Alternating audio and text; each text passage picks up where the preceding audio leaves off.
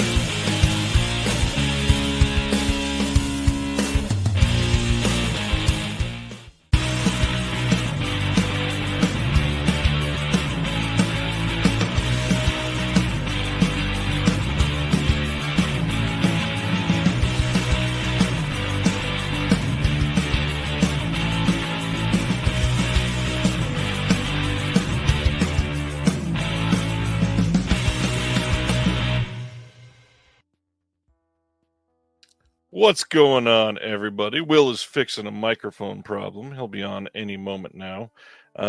Wanted to say we're glad that you're here. It's been a weird, rough week. Are you good now? Check. You're good. Happy Halloween. How was everyone's Halloween? Yeah. So on that note, we're gonna get right into it and cover some things real quick. I gotta say, it's really nice to see a lot of friendly names in the chat already, and a lot of sentiments that I expected. One thing that I got to dive right into is on this show before. I've gotten reviews on the podcast that say that we are too political on Reconnected. And I have to be flat out honest. I have certainly held back before and not said things in the way that I've wanted us to. I'm going to give a flat out warning tonight right now, is if you don't want to hear political talk, you're not going to want to hang out for the rest of this show tonight. Everything that surrounds this show, everything that surrounds film, everything that surrounds the arts, everything that surrounds humanity is in question this week for many people. When you are discussing film and the arts specifically, they are inherently political. And so if you think that the films that we love and that we cover are not going to be affected by some of the policy discussions in the country or some of the choices made by our leadership, you are sorely mistaken. And we want you to understand that this show specifically holds the position that everyone is welcome here. Now, that being said, the paradox of exclusion that it were, where we are definitely not going to be happy with people that think less of others. We are essentially coming to an agreement as you come and watch this show, and that's that everyone has value. If you agree to that, everyone is included. If you step into this ring and think that other people are less than you, you're not welcome. And that's not us being exclusionary. You didn't sign up for the agreement, so you're not welcome here. Period. We would like you to understand that we want everybody here, but that means that we want everybody here. And if you don't want that, don't be here. Period. We don't want you here. Any other thoughts, Will? Yeah, no Hinchcliffs allowed. That's my new name for grody assholes who think they should be able to say whatever they want and nobody can say anything back to them. Yeah. sensitive. Yeah, it's been a rough week. Obviously, it didn't go the way many of us wanted it to go.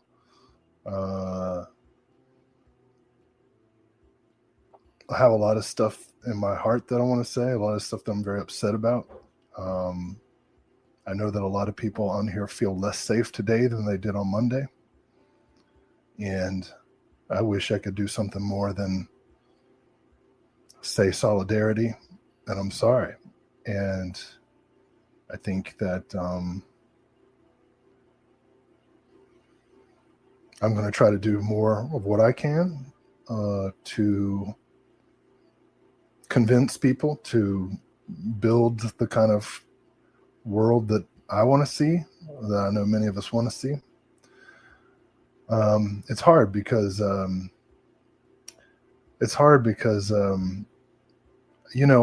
can understand if somebody is has a deeply held belief that's different than mine.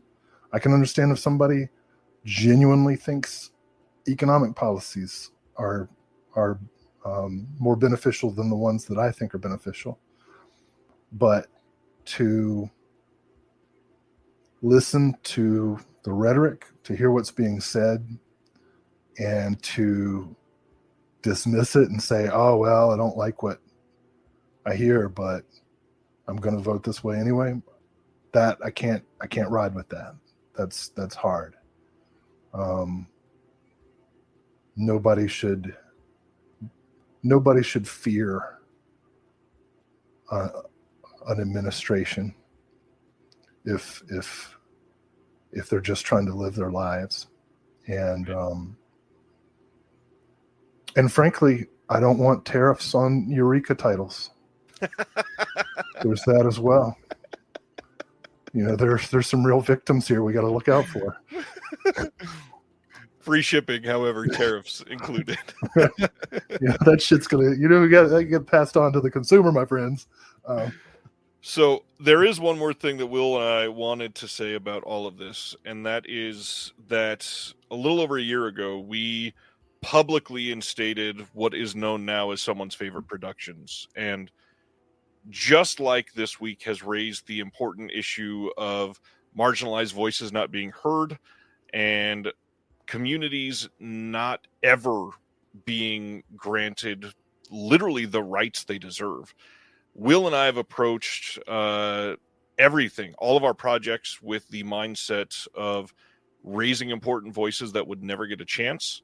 We are focusing on telling stories through these about political context in many situations. We are raising important values that maybe would not have gotten covered, and we want to make sure that those are always at the forefront of what we're doing. And we have people on our team that are part of these marginalized communities, and we want to keep it that way. So we're trying to always make that important. We don't want to keep them marginalized. We want to keep them on the team.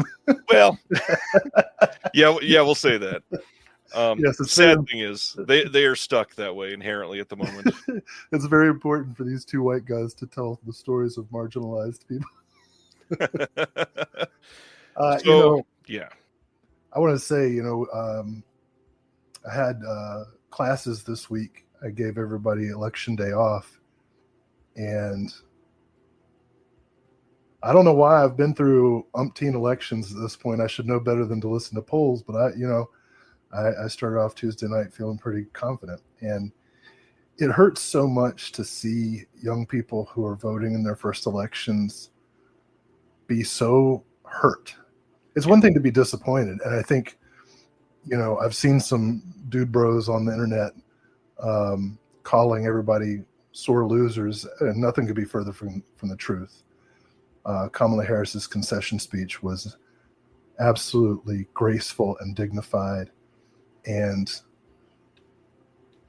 the people who voted for Kamala Harris are sad and they're angry and they're upset, but they're not sore losers.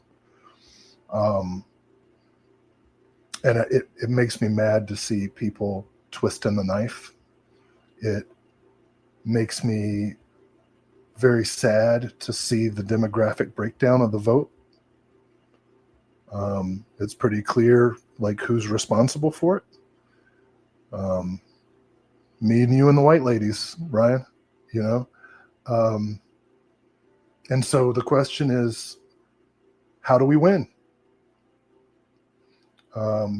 It's one thing to be right, and it's another thing to win. Sometimes you can do both. Sometimes you have to figure out how to do one. And I think that's the next question. Because I don't want my children to feel unsafe.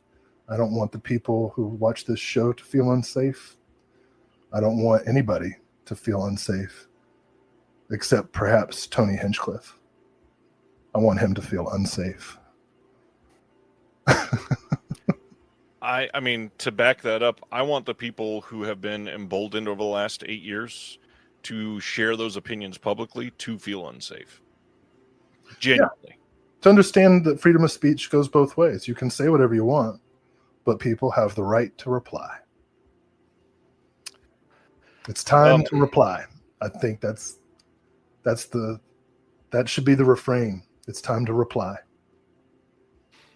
I would agree. And the last thing I'll say on this front before we start the usual segments here, there was a good 24 hours this week where I felt like I was not going to be able to have this show this week.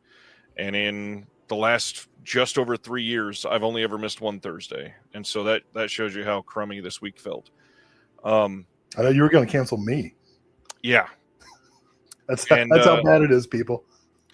After thinking on it for quite some time, I realized, the response to this situation is truly to come together as communities. This is the right way to respond to this, is to have the show tonight, is to have happiness here, is to find things, what we find joy in, and distract ourselves for one fleeting moment. And in that, tonight, I want to say I cannot wait to smile with you all. I can't wait to laugh at Will's jokes.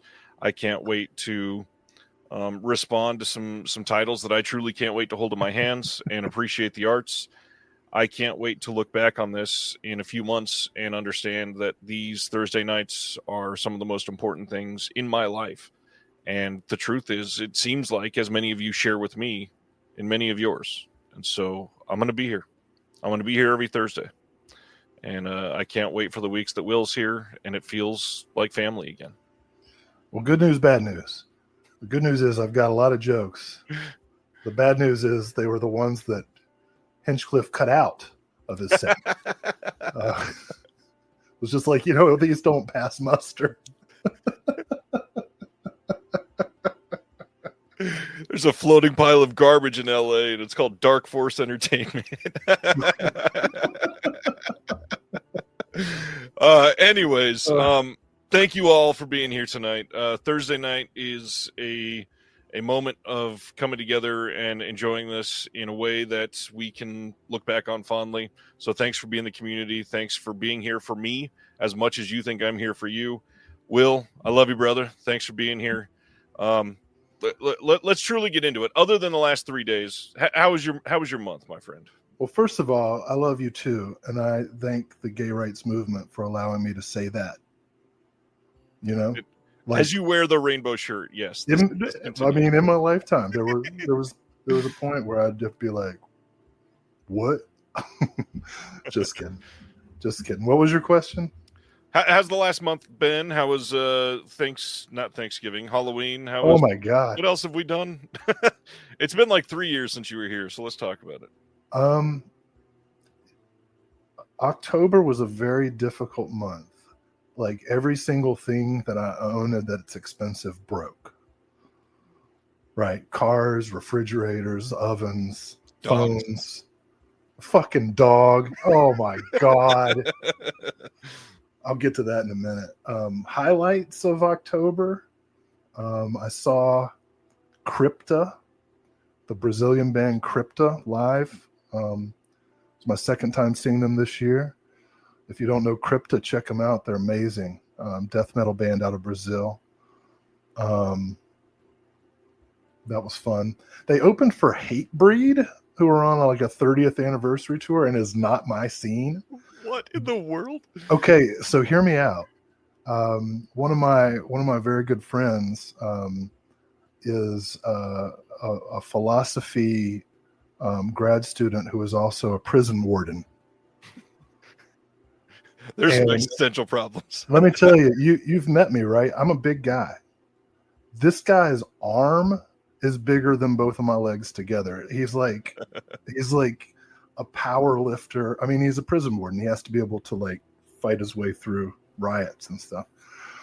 So he messaged me and was like, "Hey man, Hatebreed and Carcass, the British death metal band Carcass are coming to Greensboro. You want to come with me?" And I was like, hell no, but yeah, I'll go with you.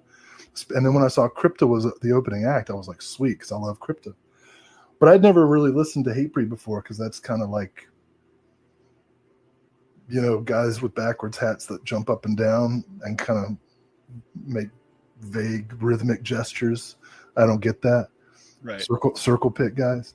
And so seeing guys in their late 40s and 50s trying to circle pit was pretty phenomenal.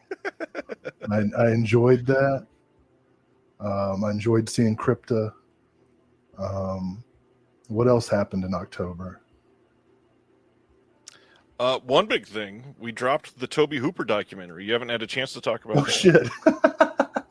That's right. We worked so hard on that. Listen, I hope some of you have gotten to see it. Oh, and we went live with Someone's Favorite Productions website. That's true. So on October 11th, we released through the University of Texas Press and also through Someone's Favorite Productions, a 50 years of Texas Chainsaw Massacre, 50 years of Toby Hooper documentary. It's about 26 minutes long. John Daly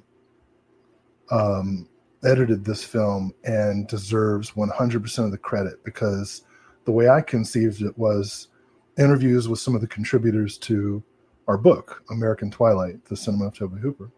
And I got a lot of great interviews. I got an exclusive brand new interview with Joe Bob Briggs as well. And John took a very simple concept and turned it into a real movie. Yeah. The artistry of his edit and the way he used footage from Hooper's films was nothing short of astonishing, especially when you consider that we made that thing in about 3 weeks. So not because it's about our work, but because it's amazing and because it's about John Daly's work, I highly recommend people check it out. It really is astonishing. I had very little to do with it, so I can say this completely unbiased. I was proud just to even have people I know be involved in it. It is that good. I am stoked that it's been able to go out there. Just the YouTube views, more than 3,000 people have watched it, which is fantastic. I'm stoked that people are able to get eyes on it. And if you haven't, please go back, put it in your watch later playlist, catch it when you can. It's a little long, I get that, but if you can, don't listen to it while you work, actually watch it. There's something about hearing the interviews and seeing the films discussed at the same time that make it feel genuinely magical. And Joe Bob was so generous. At the end, he actually did a drive-in totals for the book, which was very funny, kind of making fun of the academic side of things. So that happened. We can't announce any of them yet, I don't think, but we finished a couple of visual essays. Multiple, yeah.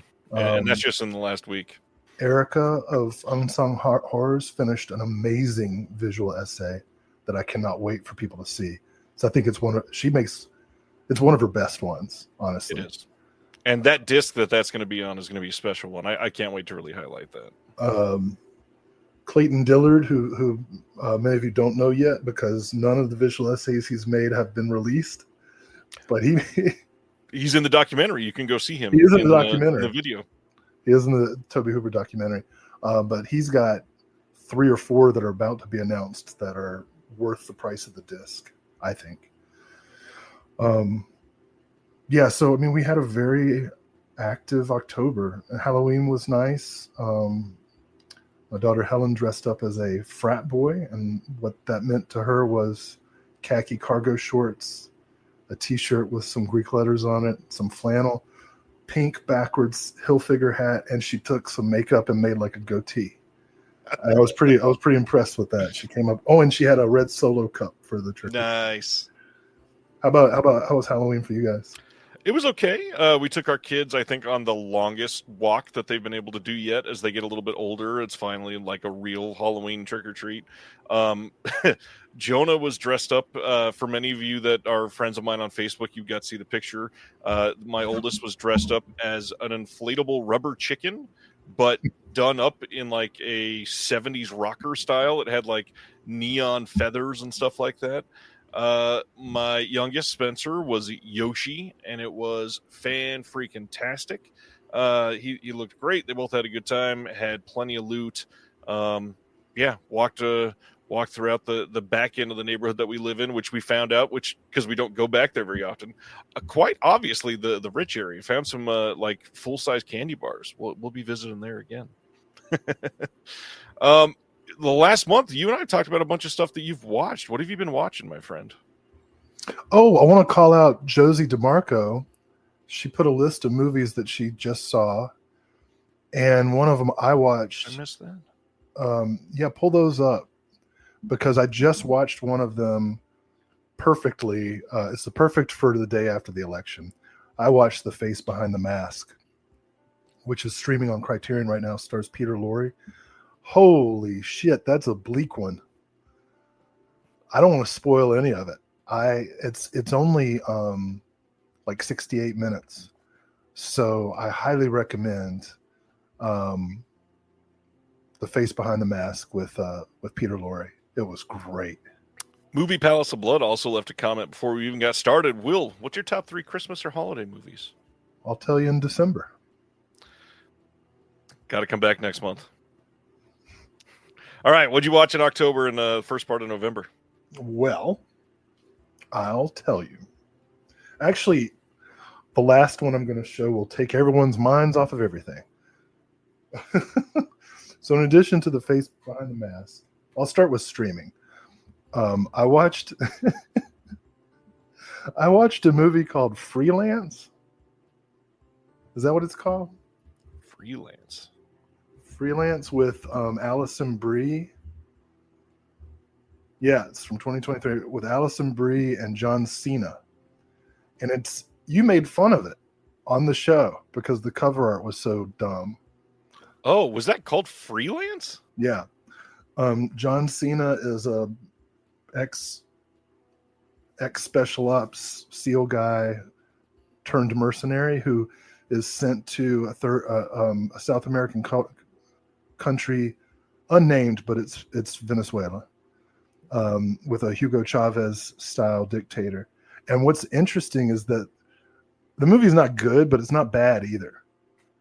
I expected it to be terrible, but it wasn't terrible. And weirdly, it makes the Hugo Chavez dictator like heroic, like protecting his country from the capitalist oligarchs like us. So I don't not recommend Freelance. I enjoyed it. Good to know. Okay, that's my another thing I watched streaming. Oh, we'll do that with the announcements. So I watched first time Marx Brothers: A Night in Casablanca, and it's about Nazis post-World War II hiding out in a hotel, murdering hotel clerk after hotel clerk in an attempt to find some jewels that they've hidden there. Finally, Groucho becomes the hotel clerk and things begin to turn the right way. I wished Groucho had been part of the Democratic Party strategy. Night at Casablanca, recommend. With the aforementioned John Daly, just the other night, I watched Joe D'Amato's 2020 Texas Gladiators 4K from Severin. It's actually a bargain, really, because for the price of one 4K, you get 5 movies in one movie. it just keeps changing to a different movie. I'm not even sure what happens, but I loved it. It starts out, well, you know what? I'll let it go. Hell of a review. I saw Night Chills. Nice. From Saturn's Core. Great, actually. Really well shot. This is an SOV movie from 2001 about a group of Dungeons and Dragons players. It was released in 2001. Yeah, I remember. For some reason, I remember that being like 91. Dang. Okay. I think of all SOV movies as being 1991. Okay, touche. But anyway, enjoyed it a lot. It's about a group of D&D players, one of whom is socially awkward, lonely, and mentally unstable. Makes equally good double feature with Mazes and Monsters or Charles Band's The Dungeon Master, depending on your mood. If you want to go full mental instability, you can do Mazes and Monsters. If you want to just have a little fun, you can go Dungeon Master. Enjoyed that. Last Slumber Party from AGFA. My favorite part of this is how enthusiastic, oh shoot, what's his name from AGFA is? Brett Berg? No, the other one. Joe Ziemba. Yes. There's a great Q&A with the one Joe and the lead actress on here. It's better than the movie, but the movie is fun. I'll say that. Coming towards the end, I actually watched a lot of movies not for work this month. It takes a lot for a movie to make me say, what is happening? An Eye for an Eye made me say, what is happening, like 6 times. It's just a straightforward, you think, cops versus triad Hong Kong Cat 3 movie. It's got a nice historical context visual essay by Sam Deegan. This movie, well worth picking up. I loved Eye for an Eye. Finally, and here's the most controversial thing that's going to happen this week. Okay, I remember this. I ran the series, the entire Alien franchise. I've not seen Romulus yet. I was doing this to prepare for Romulus. I had never seen Prometheus or Covenant. And so I decided to go back to the beginning and watch all of the Alien films. Here is my take. Alien 1. I liked it better than I remember. Which is a lot for me to say about a Ridley Scott movie. But because it was written by Dan O'Bannon, it makes sense. Yeah, Alien 1. No notes. I think we all agree that it is close to, if not a masterpiece. Aliens from James Cameron. As you know, I'm no fan of James Cameron. Aliens 2, I disliked more than I remembered. And hear me out. When a filmmaker makes a world, it can be any world they want. But once you make the world has to follow the rules that you set for it. Whether you're Jim Wynorski or Steven Spielberg, you make the world, and if you break the rules of your own world, then that's a problem. They send like this squadron of highly trained military people. And as Sigourney Weaver points out, they have less of a survivability rating than a small child. They are the dumbest soldiers in the history, like clearly Marines. Like just the dumbest. And the only reason I enjoy any of it is because of the way Bill Paxton delivers his stupid lines. The lines are stupid. Any other actor, that would be awful. He makes them good. So I did not enjoy Aliens. Alien 3. I watched both cuts. And I'm gonna give props to the studio for the 1997 cut, because I had forgotten they spend the first 30 minutes of the movie dismembering a child's corpse and killing a dog. That's the beginning of the movie. And it gets... Just to get you to settle in. Yeah. So you know what? Props to the studio for that. I actually enjoyed the theatrical cut more than the reassembly cut that was supposed to be closer to what Fincher wanted. So I did not hate Alien 3. Aliens Resurrection is the best movie of the series. I watched it again. It was so great. It is the only one of the series that I can see myself watching again. I loved it. It's funny. It's dark. The concept is cool of grafting a Ripley clone with alien DNA. The alien swimming sequences are crazy. The entire cast of the City of Lost Children is there. Winona Ryder is just like there. I highly recommend Alien Resurrection again. Prometheus was fucking stupid. And so was Covenant. I cannot believe that these people can't follow basic protocol when they're dealing with biohazards. You know, in the first one, it made sense why the protocol was violated because of the programming of the artificial human. But in Prometheus and Covenant, it was just like, I don't care to follow protocol dealing with alien biohazards because my lover is in danger. I did not watch the Aliens versus Predator movies. I will do it. I will do it. Well, Predator, easy to rank. Predator 2 is number 1. Predator 1 is number 2.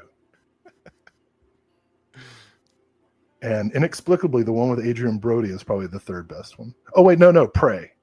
I liked the Native American one. Okay. It's kind of crazy that we're supposed to get 2 new Predator movies next year.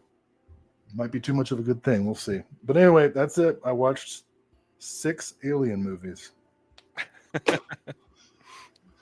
You have a Silent Mandible pleading with you not to watch Alien versus Predator Requiem.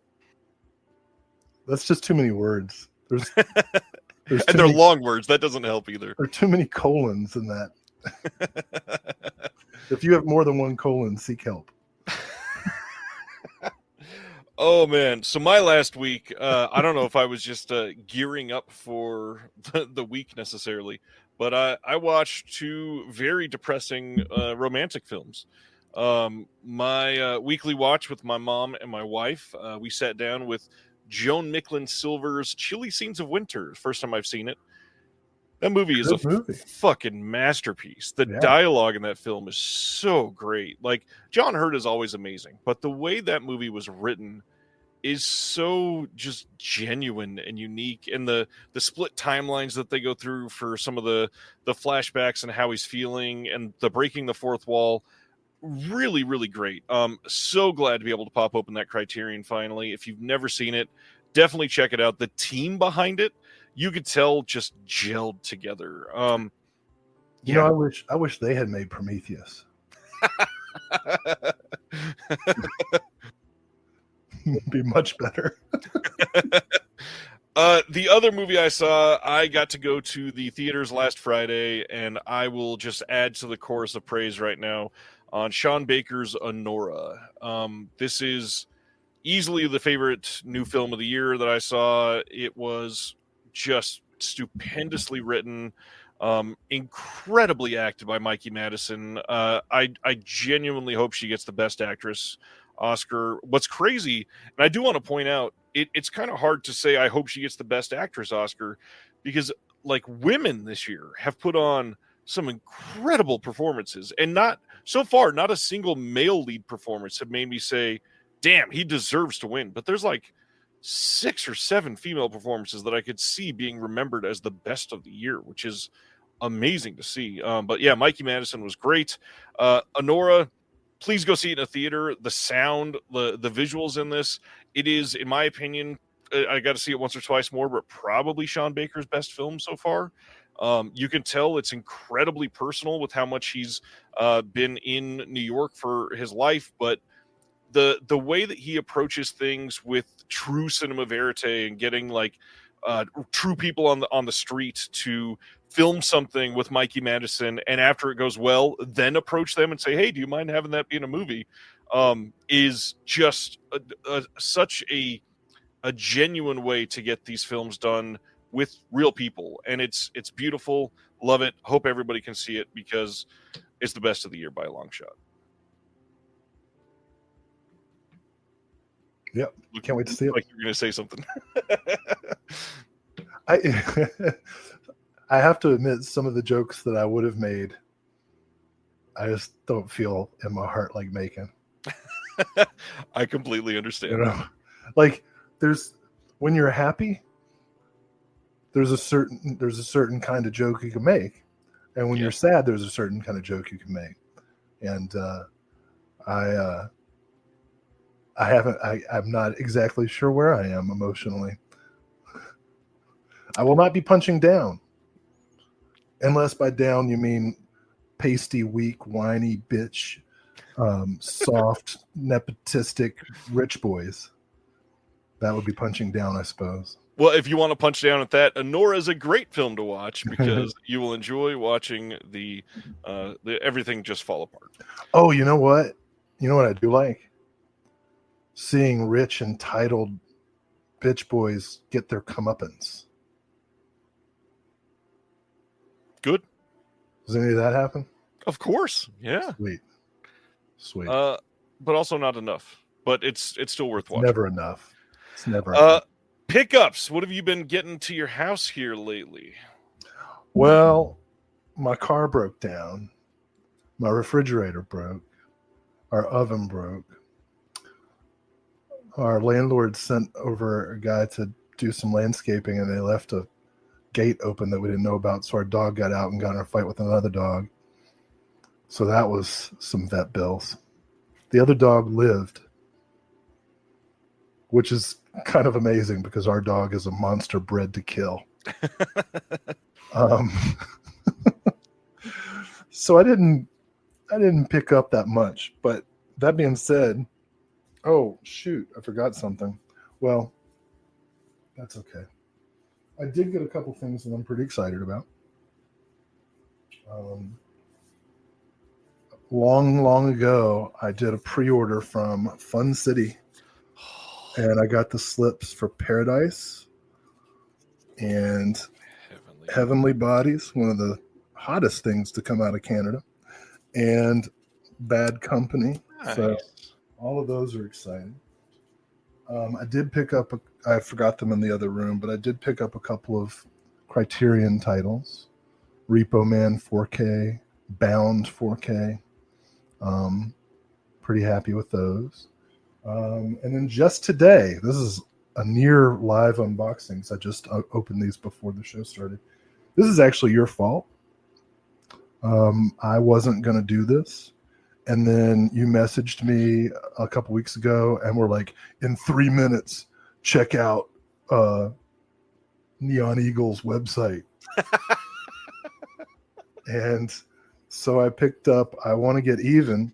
And when I went to get I Want to Get Even, I saw that they had replenished stock of the limited edition of Ninja Terminator, which I don't need.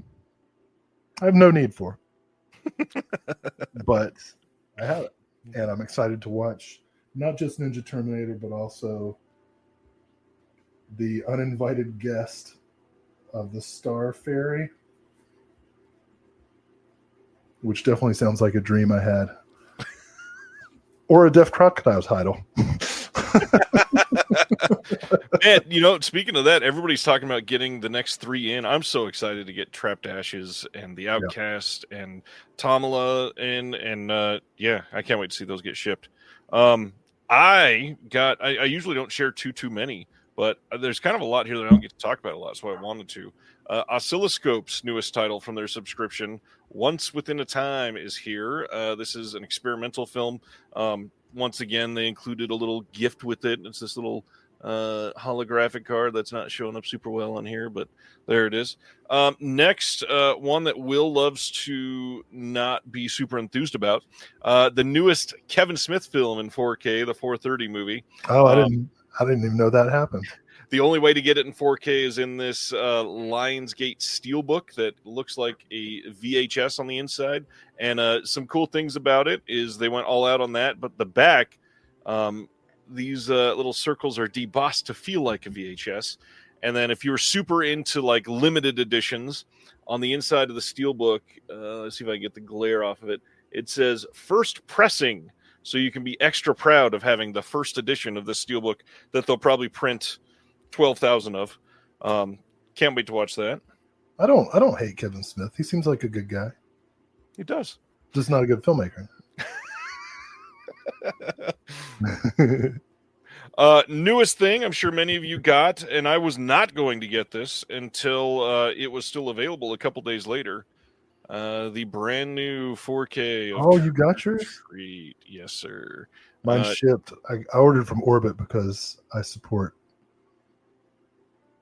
I was at a pumpkin patch with my children that day. Yeah. So it sold out before I could get to it on Orbit. But nice book that comes in here. Poster. It's just nice to see a good release of this film. Eager to check it out. And then the last two things have not shown a Radiance pickup in quite some time.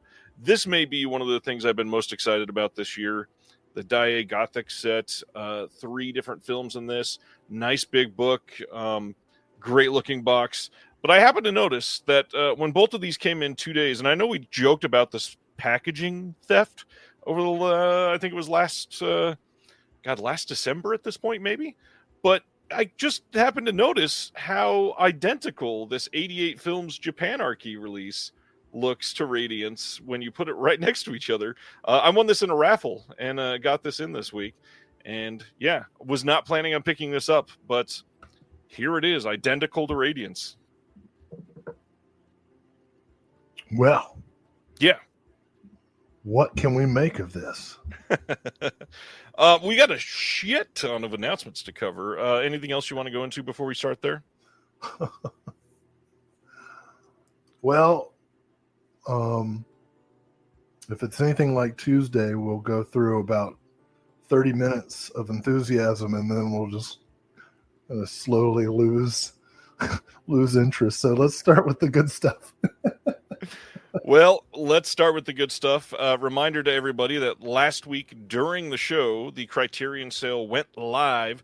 This is the Barnes & Noble Criterion sale. It is 50% off of everything, including what comes out this month.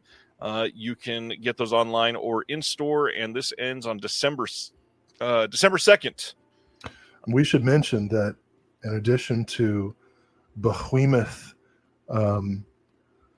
companies like Barnes & Noble, if you would like to support incredibly brave, incredibly bald, incredibly alone men like Jeff Bezos, Amazon is price matching.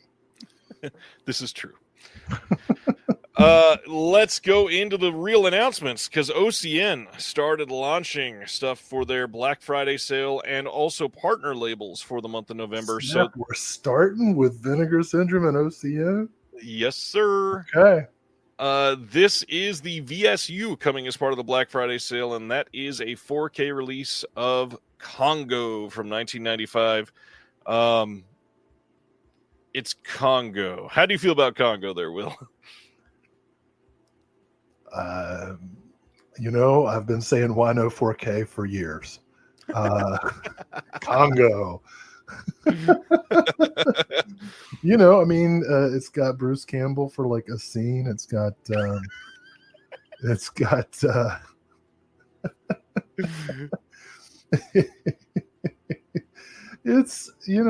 it's awful. But here it is. And yeah, Ernie Hudson. It's got a great cast. Freaking Dr. Frankenfurter's in it. Actually, it would have been awesome as Frankenfurter. in the jungle wearing fishnets. Yeah. It's like so dominant. This is not the type of comment that we get every week. Sibner just said, I went on a date with Julia Stiles to see Congo, and I still hated Congo. Save the last Congo. Would you say that you were not a swim fan?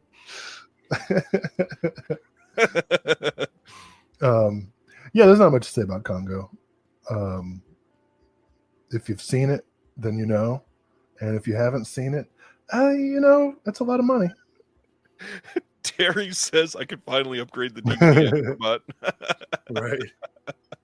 Oh, you sound like all the Facebook comments. That being said, this is historically not known for being a great movie, but a lot of extras on this. Commentary with Kelly Goodner and Jim Hemphill. We've got a looking back at the creation of Congo's Gorilla, new making of doc with Stan Winston studio crew. That's pretty rad. And this is someone's favorite movie, and it's okay to laugh at the movie and shit on it a little bit. I'm glad that it's gotten anything that gets released. I'm glad mostly. I think what I just said is not true. But I am like when they announced Congo, I was like, okay, not for me, but I'm glad that happened.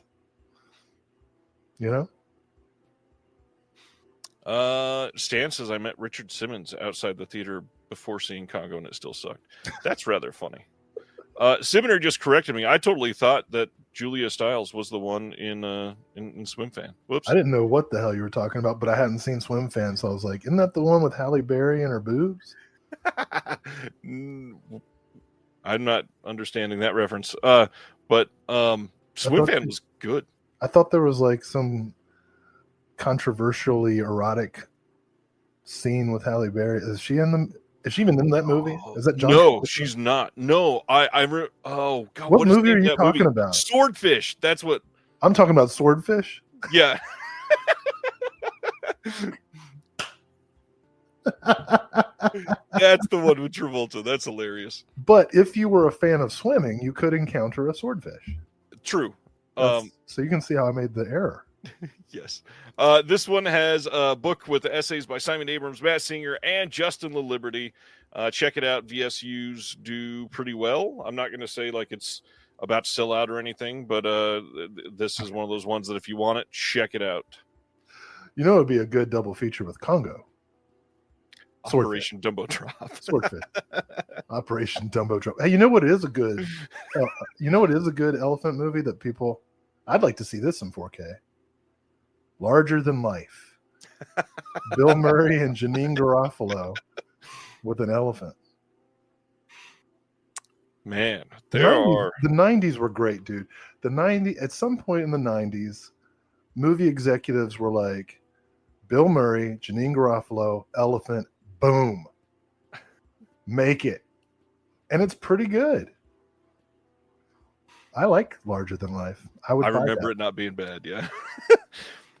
Next up, coming as part of your subscription, if you're a Vinegar Syndrome subscriber, the long-awaited Looking for Mr. Goodbar from 1977 is getting a 4K Blu-ray 2-disc set, and here it is in all its glory, finally coming.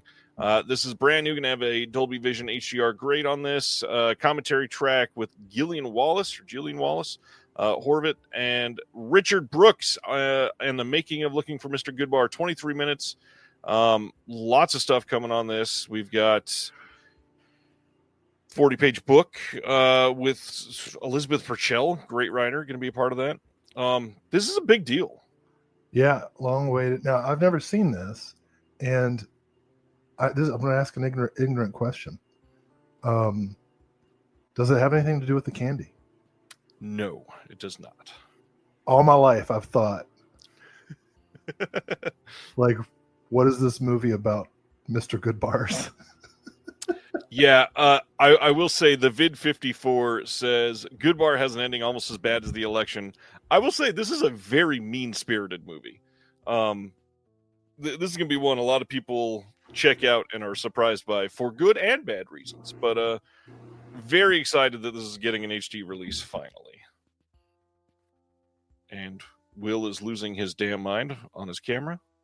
Gary says, "Good bar finally. They said it would never happen because of all the rights to the disco songs." Speaking of that, I wanted to start getting people excited. I don't remember if I mentioned this last week. This is a big deal. I got an interview with Joe Rubin from Vinegar Syndrome, one of the owners. Finally got that to happen.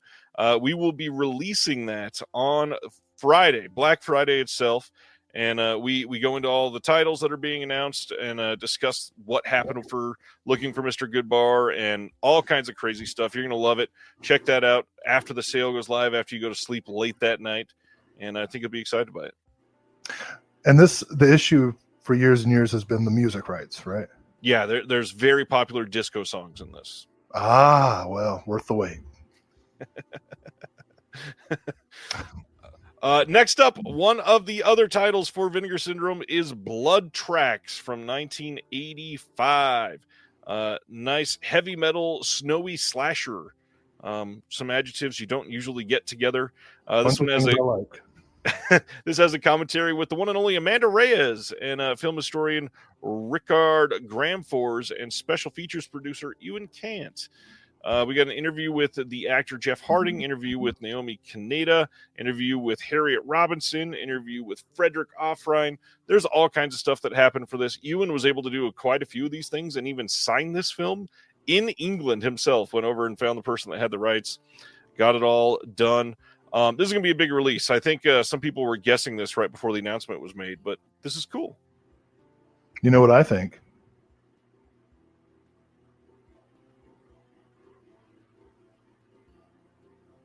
You have to say what? Oh, what do you think? Well, now the timing's off. You know what I think? Sure. What do you think, Will? Ewan can. Yeah, I mean he's a British citizen, so he can. Well, he can. The next title that they announced was their VSP, and that is Black Eyed Susan, a film by Scooter McCrae. This is supposedly really great, actually. Just played at Fantastic Fest, I think. Shot entirely on film, finished in 4K. We got a commentary with Scooter. We got a group commentary with a bunch of people from the film, some interviews. This is one of those that Vinegar Syndrome had a hand in producing, which is why it's in the VSP. We've got some short films on here. This looks to be a pretty great set if you're wanting this. Scooter McCrae is cool. Did you watch the video that they posted from Vinegar Syndrome with Scooter in it? No, I haven't seen that. They posted like a 4-minute video of him geeking out over everything in the archive. It was pretty great. Oh, nice. I'll watch that for sure. Speaking of that, if anybody did not see it, Yes. they posted a long video with Oscar, the archivist at Vinegar Syndrome, literally singing about how we are able to get the next title that we're going to talk about, which is Cannibal the Musical. We've known this obviously for a while. This was announced previously. However, I didn't know this. This was a surprise for me. You got to pay attention on the weeks you're not here, sir. Oh, I don't ever watch. Yeah, I know. Believe me. I do. I know. That was the joke. Come on. You ruined the facade. Your jokes are weird. There are so many extras on this. It's a great looking release. Can't really argue with it. Bunch of new interviews, commentaries. They've got the legendary drunk commentary that Trey Parker and Matt Stone did on this. There's even an essay by Walt Chaw on Cannibal the Musical, which is crazy. Oh, I love Cannibal the Musical. This was a very exciting announcement. I'm glad I was surprised. I'm glad I didn't listen. Now there's only one trauma licensed movie that I'm waiting on. But I'm going to talk about it in December. Okay. On December, just so you know, in December, I'm going to share DVD releases that I am wishing into existence for 2025, 2026, because my wishes went so well this year. Like, honestly, now that I say this out loud, I realize I should have wished for a different outcome on Tuesday, because I didn't think I needed to wish, and all my wishes have been coming true all year, and then I forget to use my power for good. It has been a crazy, just even last 6 months of announcements of titles that people thought would never, ever be released. And now, like, I have Gummo on 4K about 8 inches from me right now. I've got Happiness on 4K right here. Neither of which were on my list, but okay. There's things that have never had an HD release. That's a pretty big deal. I know. It's just like you named the 2 most uncomfortable movies that were released this year. A lot of people love those. And I know. I'm very happy to have Gummo. Happiness, like, I love it and I get it, but yeah, Gummo is definitely on mine, though. Happiness doesn't have a lot of rewatchability for me. I will eventually get it and watch it, like, again. But, like, I don't see myself, like, sitting down on a Friday night with, like, a couple of brews and be like, oh man, you know what I want to watch? Happiness. Hey kids, I'm just about to say, it's one to watch with your family. come watch a movie with Dad. Let's spread some happiness. So Cannibal the Musical is part of the De Gausser line. This will be available during the Black Friday sale. However, you can pre-order it now. And yeah, it's exciting. I gotta say, great Stan Brakhage cameo. I think Cannibal and Orgasmo are probably my favorite things that Trey Parker and Matt Stone made. And that's not a slam on South Park. I just think these 2 early movies were absolutely amazing. I mean, I can't argue with that. And they're free of cynicism. Like, if I have any criticism of South Park, especially in the later years, it's the cynicism. But Cannibal and Orgasmo are absolutely joyful, while also being incredibly inappropriate. Orgasmo is funny as hell. Oh my God. And all right, shut a boy. Cannibal the Musical, because it's coming as the De Gausser line. They're also doing that special VHS that lights up, so you can get that as well. And yeah, I used to have this on VHS. Nice. The next thing, Distribpix has announced Ron Sullivan, The Early Years. This is their next release, and you can pre-order this now. This is available on Melusine and the Vinegar Syndrome site. This will be region-free, and it includes Lust Weekend and the Bizarre Ones and Scorpio 70. This is going to be a hell of a set. We got a bunch of archival interviews. We've got some original theatrical trailers. We've got audio interview with Ron Sullivan and adult film historian Ashley West that was on the Rialto Report. This looks like a really pretty great release, actually. A little trivia for people who didn't know. Scorpio 70's original shooting title was Scorpio 17, and it was about a centipedo file. Sibner says it's giving me Human Centipede vibes, so that was perfect. I thought that was pretty good. Can I see Scorpio 70 if I haven't seen Scorpio 1 through 69? Nice. You should probably see at least parts 4 and 17 for a little bit of context. All right. Then we got a whole shit ton of partner label announcements. Our first one here is 20,000 Species of Bees coming from Film Movement. This is our slipcover here. This one sounds incredible. It says, in a small sleepy village in the Basque County, a sculptor named Anne and her 3 children arrive at her mother Lita's home for summer vacation, where they are surrounded by extended family and nosy neighbors. Anne and her mother's relationship is strained. Lita disapproves of her daughter's frayed marriage, career as an artist, and the way she parents her obstinate and mischievous children. Chief among them is 8-year-old Aitor, nicknamed Coco. After it becomes clear that being referred to by the name of Aitor, or Aitor, however you say it, elicits feelings of distress in the child. Born biologically male, neither birth name nor the genderless nickname feel quite right, and Anne's concern for her child grows as Coco becomes more withdrawn. The child's only respite lies in the Basque Hills, where Anne's aunt Lourdes tends to the family's beekeeping farm. Among the peaceful humming of bees and Lourdes's open-minded guardianship, Coco slowly begins to confide in family and friends, her discomfort in her body eventually voicing a desire to be treated as a girl. As Coco explores her own developing identity over the summer, Anne and the rest of her family in turn must learn to accept the child as she is. This is going to be region-free and has a bonus short film on there and looks fantastic. I watched the trailer and the cinematography was gorgeous. So I'm pretty excited to see this. And I hope this movie gets seen. I think a lot of people need to see movies like this. Beyond that, one thing to point out about this, if you are after slips, for some reason, there are 3 titles this month from the OCN partner labels that only got 500 slips. This is one of them, but that's the smallest print run that we've seen yet for any of these titles. There are still some left of this one, but it is on the lower end. So if you were wanting it, you may want to check it out sooner than later. 20,000 bees, 500 slips. Wow. Adam Green's Aladdin from 2016 is getting a release through Cartoona, which is amazing.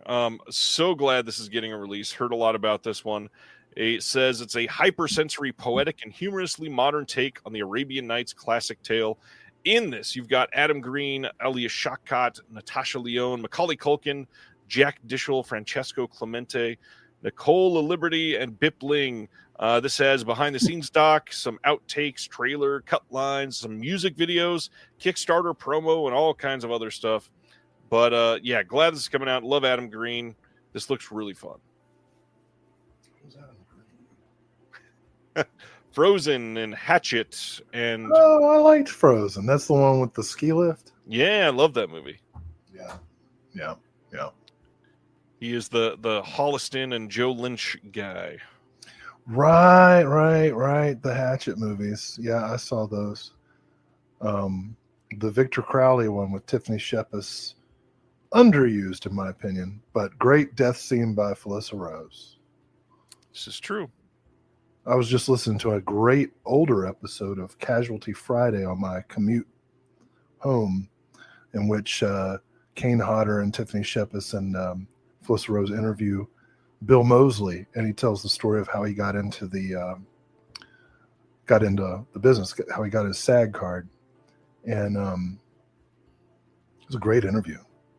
I highly so I'm weird. Like anytime somebody, maybe I'm not weird, maybe other people do this too, but anytime somebody recommends a podcast or something, I'll listen to an episode, and if I like it, I then must go all the way back to the beginning and listen to every single episode sequentially. So I'm in like 2019 of Casualty Friday, and I'm on like season 1 of You Must Remember This, that kind of thing. Yeah. So turns out the comment we just got, this is a different Adam Green. God dang it. This is not the guy that we just started talking about. Yeah, this is completely unrelated. Oh, well, fuck this guy. Get your own name.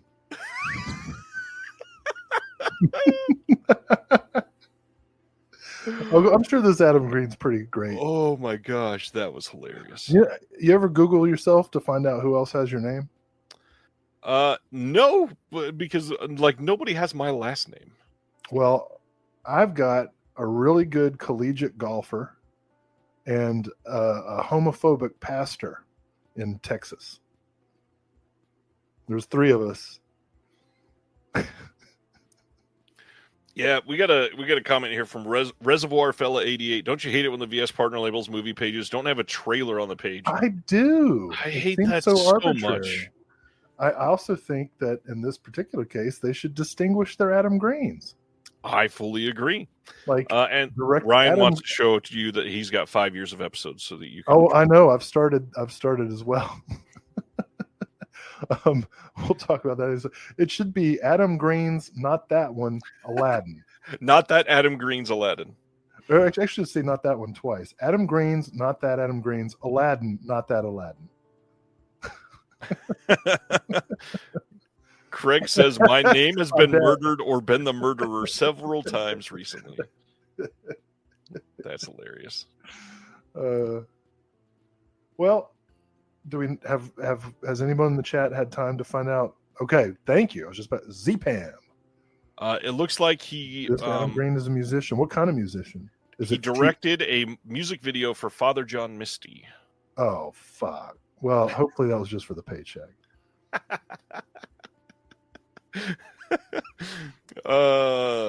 Yes, trailers are not cheap. I know a guy will do them pretty cheap for you. So this Adam Green's a musician. I wonder what kind of, I want to say jazz fusion.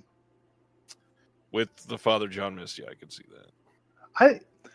I'm sure that Father John Misty and I agree on a lot of things. I just feel like, I'm insufferable in many ways, but I feel like he's insufferable in ways that are different than me, and I don't like him. This is Father John Misty, not Adam Green. We're staying until we figure out who Adam Green is. He's a folk Z-Pam says it's anti-folk music. Anti-folk music. Well, that's metal. And he was in the Moldy Peaches. Oh, okay. I like Moldy Peaches. Moving on. Quick, before we go down another rabbit hole. Check it out. Decanalog releasing the Adult Swim Yule Log, which what is this? I don't know what this is. Tell me about it. Okay, so this is something that they played on Cartoon Network that started as a Yule log and devolves into a horror movie. So how long do you have to watch the Yule log before it gets to the movie? It's a little longer than you would like, but enough to be a little uncomfortable. The whole thing is great. This is so worth it. I also love that in the extras on this, it says Yule log in parentheses for real this time. And then the fact that this is a Yule log film, we have 2 feature-length audio commentaries with the cast and crew. That's hilarious. I wish one of them was on the real Yule log. So in this scene, the crackling was done by. We also have a booklet with an essay by Grady frickin' Hendrix on this, which is pretty cool. Oh, I've heard of him. I've read a couple of his books. Yes. You know what I liked? He did one about IKEA. Horror Stir has the dots over the O. Yes. It's a haunted IKEA. And the book has all these like catalog descriptions of products that are supernatural. I recommend it. Yeah. Let's see. Dustin says, I'm behind, but I go back to that Congo cover. Why is there a sperm swimming into the gorilla's eye? You know why.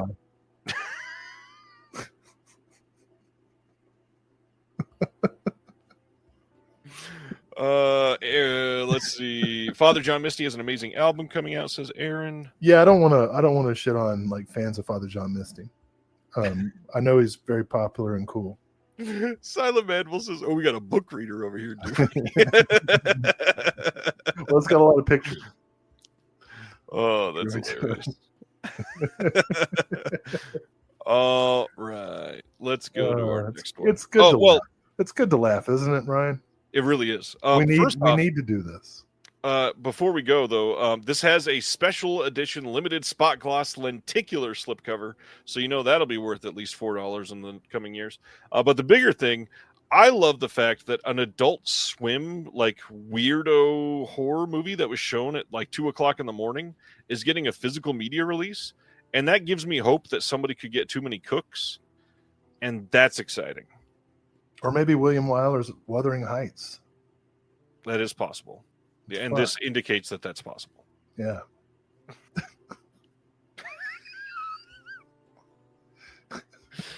I feel like I'm in Cartoon Network at times. Late night Cartoon Network. When I'm with you, I feel like I'm in late night Cartoon Network. Anyway. Oh, man. Speaking of Yule logs. Film Movement this month is releasing Bent from 1997. Here's our slipcover. This one is starring Clive Owen, Mick Jagger, Ian McKellen, Nicolás Coster-Waldau, Jude Law, Rachel Weisz. Say that again. Nicolás Coster-Waldau. Did I erase all of the accent there enough for you? Thank you. Paul Bettany. This one says, in 1930s Berlin, Max sleeps with German SA officer Wolf, only to see him killed by his fellow Nazis the next morning as part of the Night of the Long Knives. Refusing an offer of new papers from his uncle Freddie for fear of leaving his boyfriend Rudy behind, Max and Rudy are found by the Gestapo, to whom Max lies about his homosexuality and his relationship with Rudy. Bound for the Dachau concentration camp, Max will have to reckon with his identity and his dignity in the face of terrible persecution. This has cast and crew interviews, Mick Jagger music video, Streets of Berlin, behind-the-scenes footage, and a new essay for this one. This is a great movie, legit. Maybe great a lot, but I think it's good. This is one I need to see. Well, yeah. Sorry, Sam. I know you're from the UK. I was just playing it up. Factory 25 this month. Better Than Something. Jay Reatard. This is from 2012. This is a documentary. Have you seen this? I have not, but I'm familiar with Jay's work and Tragically Short Life. Yeah. The 90s were the best decade. I'm very excited to see this. Continue with your description. This is a documentary that I've wanted to see for a long time, and it seems like something that you would have seen, which is why I leaned into it. I had hoped that you had. I've heard great things about this. Tragically Short Life. Deleted scenes. We got 2024 interviews with the cast, film and deleted scenes commentary tracks by a couple people, 32-page booklet with some essays in it. This is one that if you're a music fan, I feel like a lot of people probably already picked this up. Yeah. I should hope. Next one is Yellow Veil putting out The Book of Birdie from 2017. This says Birdie is a fragile and introverted teenager with a dark imagination. When her worried grandmother sends her to a dying convent, Birdie develops unusual obsessions that will mark her as either a saint or a heretic. Oh, there we go. We got an intro on this. We've got small featurettes. We got some commentaries like the More Deadly podcast with Elizabeth E. Schuch and Rachel and Ariel from the More Deadly podcast. Some interviews, visual essay on the design of the Book of Birdie, and then a whole bunch of deleted scenes, trailers, featurettes, all that kind of stuff, including a little booklet with essays from Alexandra Heller-Nicholas, Valeria Villegas Lindvall, and director's notes and writer's notes. Say what you will about the Catholics. There's a lot to say. They got the best horror movies. No question. No question. Catholics have the best horror movies. Is that your main style of horror that you love? Is religious supernatural? No, but you gonna watch a Lutheran horror movie? Why does it have to be a religious horror movie? Well, I'm just saying, of the religious horror movie strains, Catholics are the best. I imagine once we start getting Mormons pumping out horror movies, it's going to be pretty bad. Well, they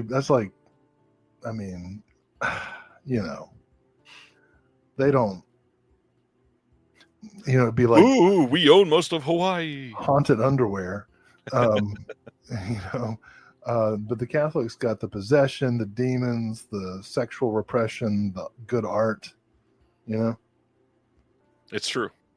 Baptist horror movies are just slashers, backwoods slashers. You know what I mean? I think I made the only Quaker horror movie. As Sibiter says, Will has clearly never seen enough Amish horror. A Deadly Blessing and the, I guess, does Children of the Corn count? I'm just saying. Well, and you know what it is? It's because of the Catholics are so weird about masturbation. Yeah. Like the priests are like, tell me about it. And then things just get...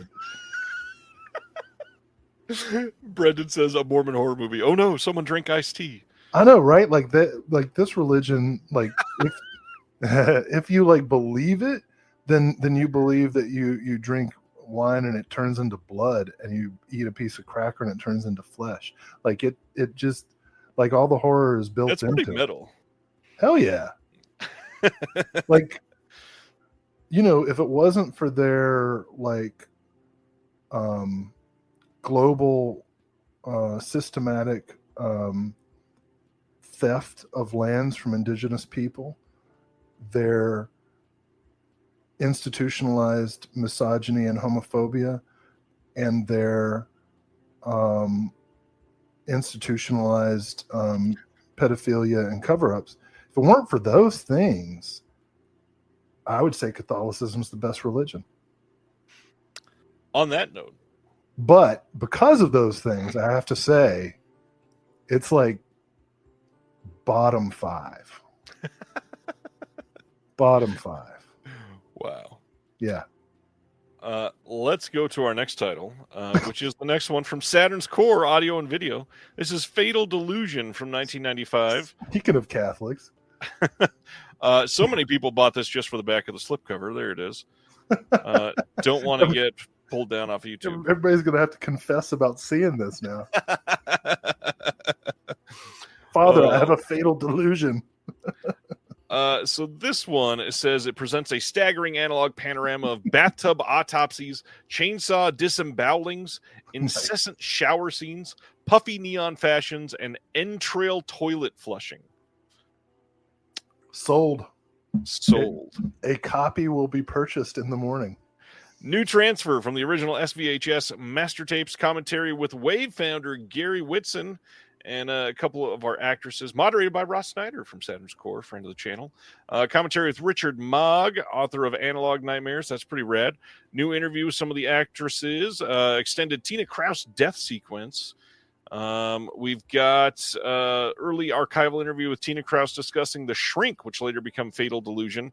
And then, of course, in classic Saturn's Core fashion, there's a bonus movie called Virgin Sacrifices from 96. This is Gary Whitson's demonic sacrifice mud wrestling epic featuring Fatal Delusion stars Tina Kraus, Deanna Demko, Laura Giglio, Don Murphy, and Sal Longo. I want to highlight Jack Kane's comment because I'm impressed. That's an impressive amount of hours. And also Solomon. Yes, Fatal Delusion is Brat. Yes, that's what I was going to say. Good. That's a good joke. Oh, man. Way to go, Saturn's Core. This is and also all companies should look at the way Saturn's Core rates their copy. It's pretty good. That's good stuff. And it's not extraneous. You know, it's direct, it's to the point, but at the same time, it's very evocative. It's true. Absolutely true. Yeah. This looks like a solid release. Glad they're doing it. Next up is the Film Desk with Have a Nice Life from 2021. This one's important because it's close to home for Will. This says, on two sides of Durham, North Carolina, are two very different women.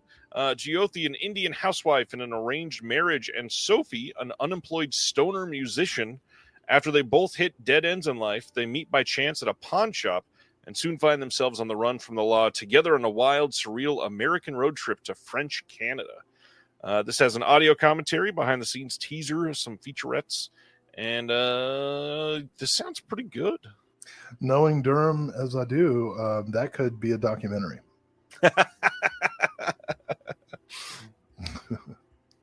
Very well, maybe. To answer Sibner's question, there is absolutely nothing arranged about my marriage at any point.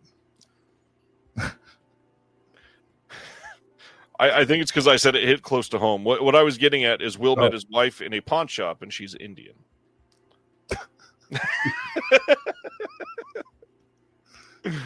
She's Irish in every way you can imagine. When she met you, was her last name Oh No?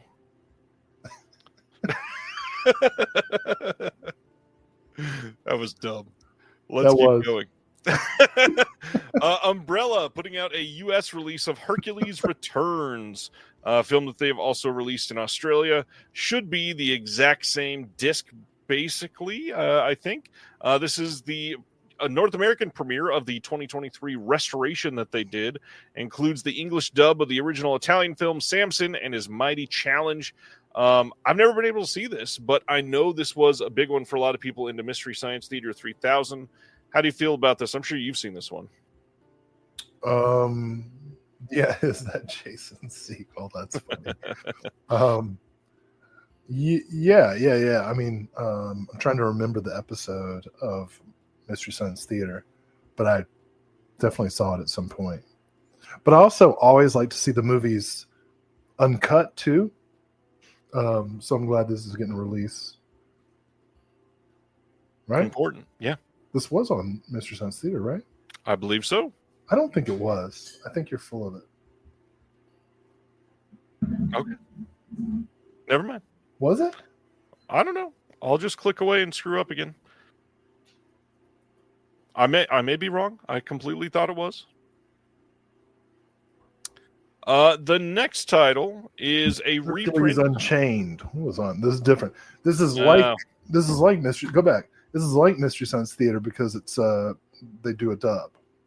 Got it. Yeah. No, it was still looks funny, but it has the added benefit of Australian accents. I'm assuming. Like Australians, I love their accents. It's pretty good. You know? That if I had one, when I just made that joke a minute ago, I would have said when she met you was her name Onar. Nar. Did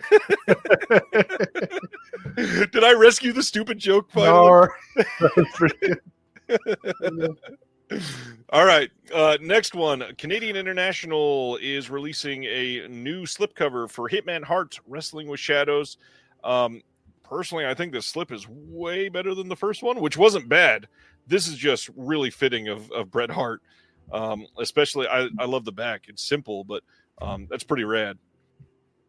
Great doc. So glad they put this out. The the Owen Hart doc on this is also rather good. Did you watch this one? Nah. I will though. I love that Key Ray's laughing at my Australian. Let's see. All right. Next title. I Am Santa Claus. This is from Enjoy the Ride Records. This is from 2014. Had a lot of people tell me they've been wanting a proper release of this one. This has Mick Foley in it. Also has Jerry Lawler and Roddy Piper. We got audio commentary from the director and Mick Foley.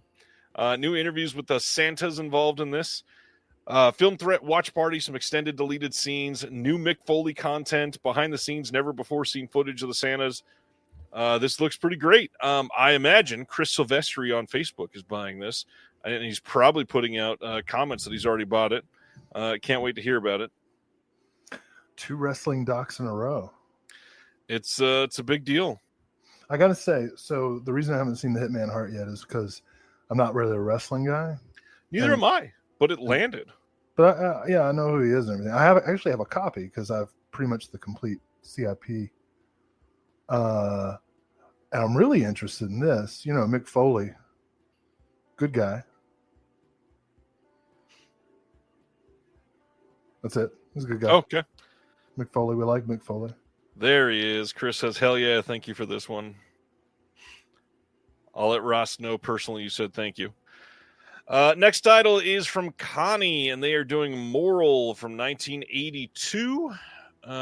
This one says, 4 best friends are graduating from the University of the Philippines, Diliman.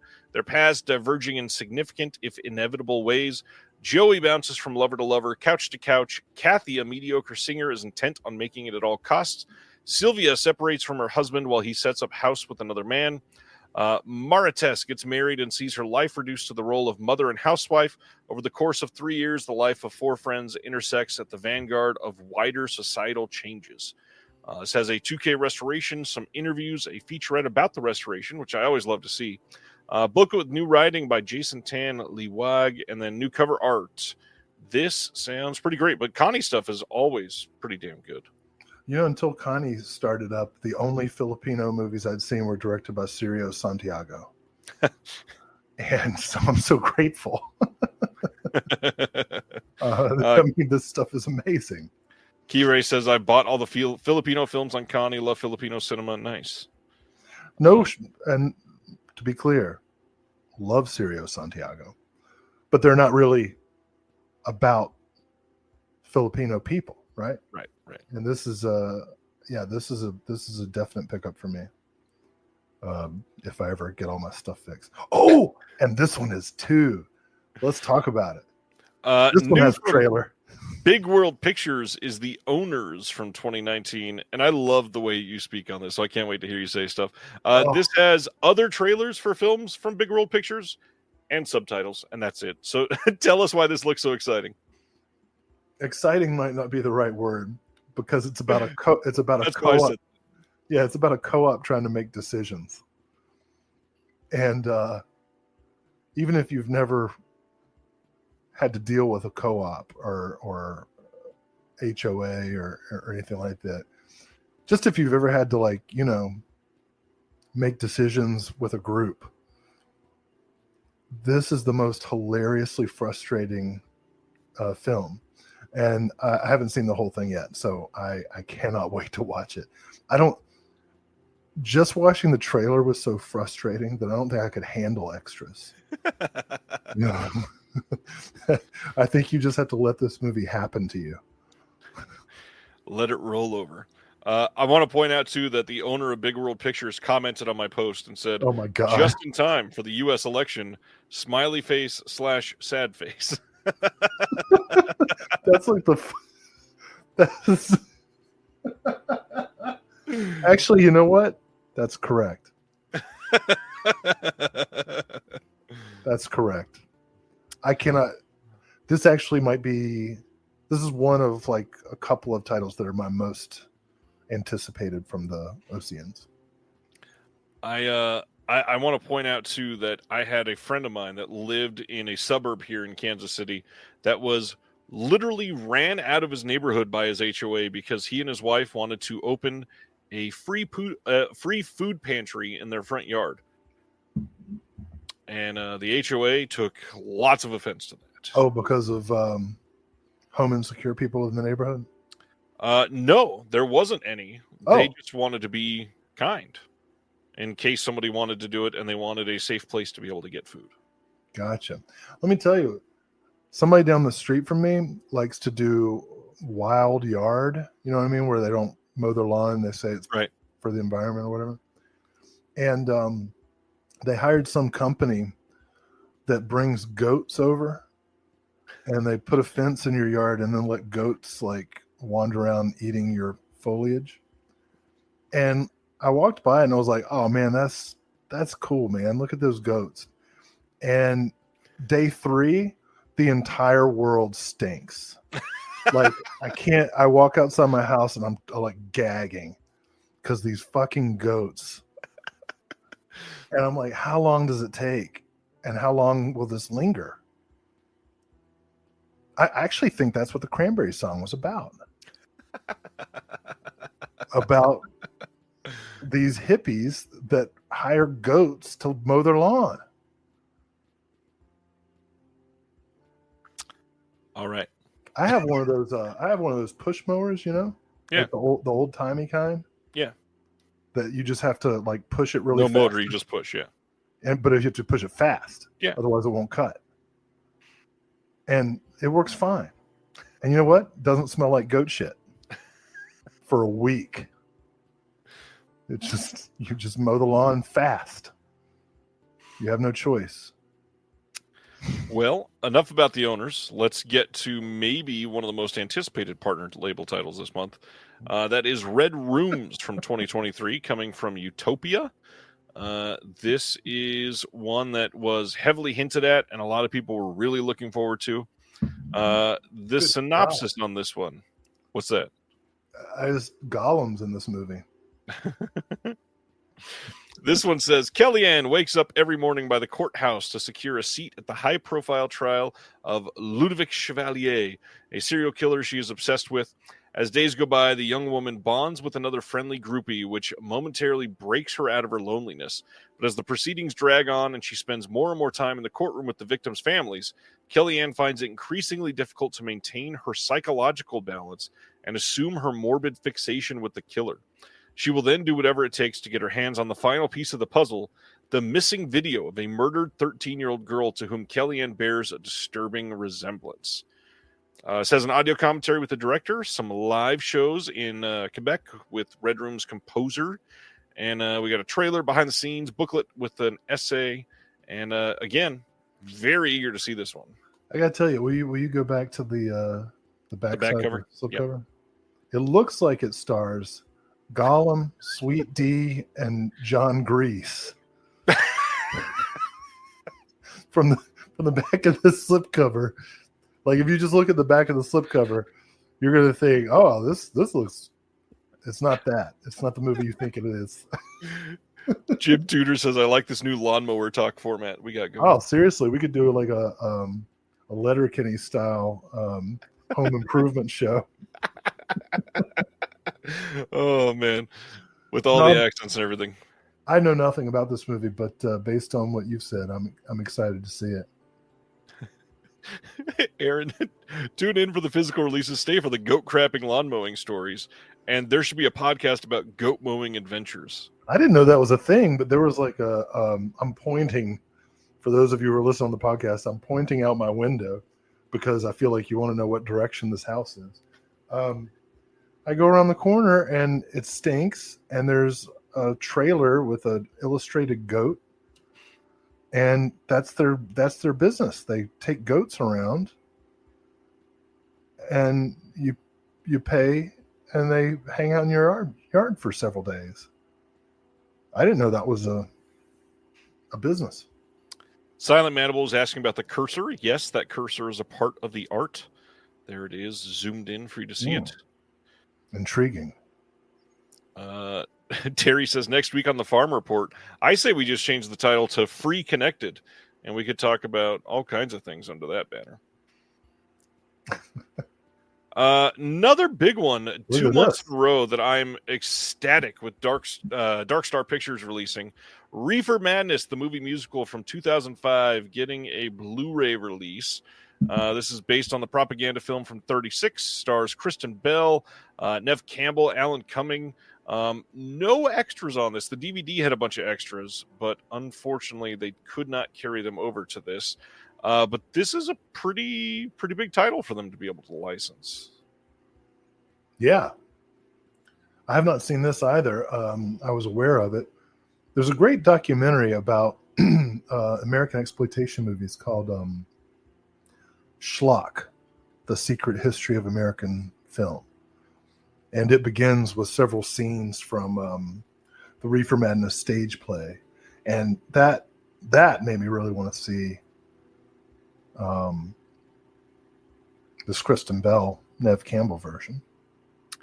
This did have a Blu-ray release before, but it was a BDR, and it did not get many printed. So this is kind of like the real release of this. Now that we're getting like a full pressed release. So this is pretty cool. Yeah. Another one, very highly anticipated for many people. This is the Shudder title for this month. Saloom, not sure how you say this one. Saloom. This is from 2021. And for many people, this was like top film of the year for them in 21 or 22, whichever year it premiered in the US. I think it was 22. This is a film that is, let's see, you're going to have an audio commentary with the writer-director and a booklet with new writing by Madeline Sutton. But the film itself sounds great. It says, shot down after fleeing a coup and extracting a drug lord from Guinea-Bissau, the legendary mercenaries known as the Bangui Hyenas must stash their stolen gold bounty, lay low long enough to repair and refuel their plane, and escape back to Dakar, Senegal.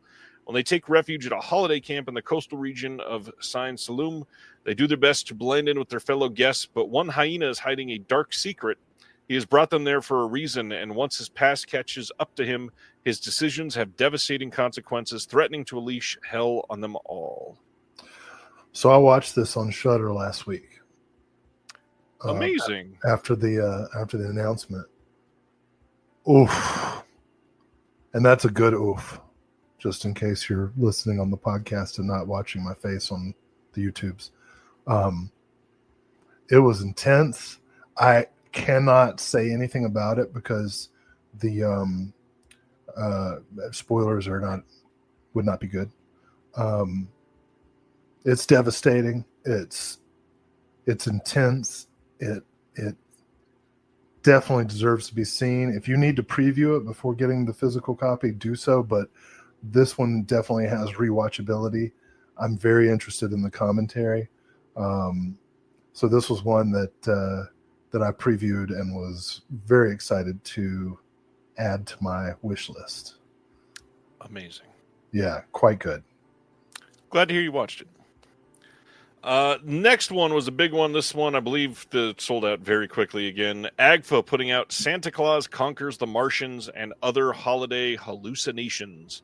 Wait, is it sold out? Sold out?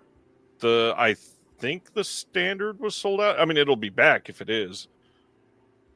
Let me see.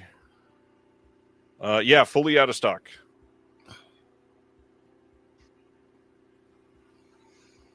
It'll be back, obviously. Slipless. Yes, yeah. This sold out in literally just a couple hours. This one is one of those something weird compilations that they love to put out. It is going to be coming with Santa Claus Conquers the Martians Roadshow version, preserved from Something Weird's 16mm print. Santa Claus Conquers the Drive-In, which is an hour long, preserved from Something Weird's SVHS Masters, and then a whole bunch of Christmas shorts. This is going to be a big release for people that love stuff like this for the next month. Oh, man. I love Santa Claus Conquers the Martians. I saw it on VHS and then saw it on Mystery Science Theater. Fun. But I haven't seen these other shorts, and I really, really want to. Sorry you missed it. Then Film Movement putting out Violent Cop and Boiling Point. I believe these already had Film Movement releases. They're just doing one of their slipcover releases for the same film. I'm torn on this because I already have Boiling Point. But I could buy this for the same price as Violent Cop. Oh, essentially. And so then just save room by selling my copy of Boiling Point. I think that's what I'm going to have to do. I mean, it makes sense. Yeah. What can you say, Stan? Takashi Kitano. These are. I mean, I love Boiling Point. I actually haven't seen Violent Cop yet, so yeah. Beat Takeshi's great. This will be a great release. We got a booklet in this with essays by Tom Vick, Asian film curator for the Freer and Sackler galleries. I believe both films had a Eureka release. Is that what you have, or do you have an old Film Movement? Film Movement. Got it. All right. Good stuff. Yeah. Exciting, especially if you've never seen them. Solid. That's it for OCN, as if we have not spent enough time on that. What?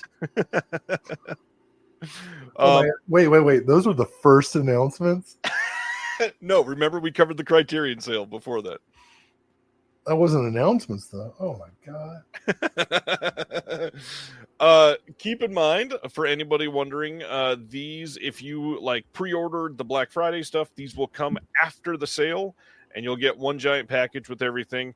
And don't forget, what's crazy this year, and I don't know how they're going to do it. They haven't announced anything. The Black Friday sale typically goes from Thursday going into Friday at midnight all the way till the following Monday.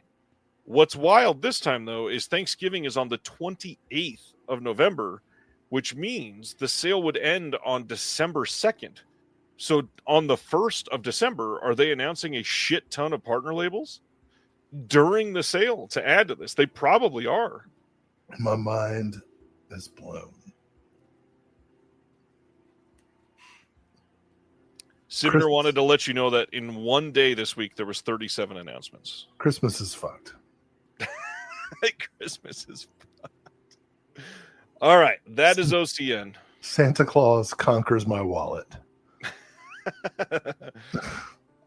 Next new one is ViaVision, the parent company of Imprint. They are putting out the complete Alfred Hitchcock Presents, but it's the 1985 to 1989 series.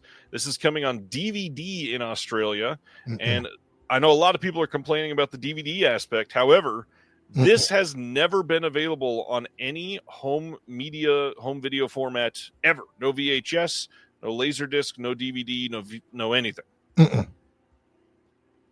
This is an abomination. No, not into it. Would you like to read the description and watch your audience have a heart attack? Sure. The original Alfred Hitchcock Presents aired from 1955 to 65. Which, by the way, I have the complete series. In 1985, television boldly presented a contemporized version in which a then new colorization process bring Alfred Hitchcock back to life to introduce these updated thrillers, attracting a cast of vintage and upcoming Hollywood talent and filmmakers. Alfred Hitchcock Presents was introduced to a new audience, airing 4 seasons. You fucking kidding me? Colorized versions of the intro. They've been Ted Turnered. Yeah. Abomination. Yeah. I'd still kind of want it. Go ahead. No, I can't afford it. This stuff is expensive. This is kind of cool. There's going to be 11 new audio commentaries on these, including Steve Mitchell, Amanda Reyes, Kevin Lyons, Jonathan Rigby, Daniel Budnick, Reba Wisner. I don't know her, but this sounds like a fun package put together, at least. It's colorized. Only Hitchcock was colorized. It's not the whole episodes. They filmed all new episodes. I can't. It's not right. It's against nature itself.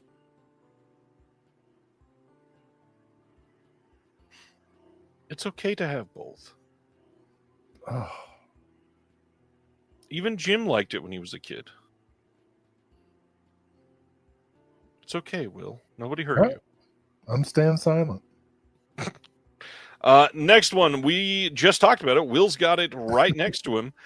Neon Eagle Video put up I Want to Get Even from 1983. This is their brand new release. You can pre-order this now, already in stock shipping. This has a 2K restoration.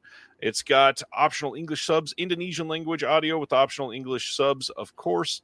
Audio commentary by Andrew Leavold, reversible cover, full color booklet with new essays by Alexandra Heller Nicholas. Let's see, the slipcovers by Justin Coffey, and this sounds great. And then the alt is the alt title on the sleeve on the inside. No, okay. So, Will, did you see what this is also known as? It literally arrived today. I haven't opened it yet. No. Well, I don't think it's in there. This is known as Lady Exterminator.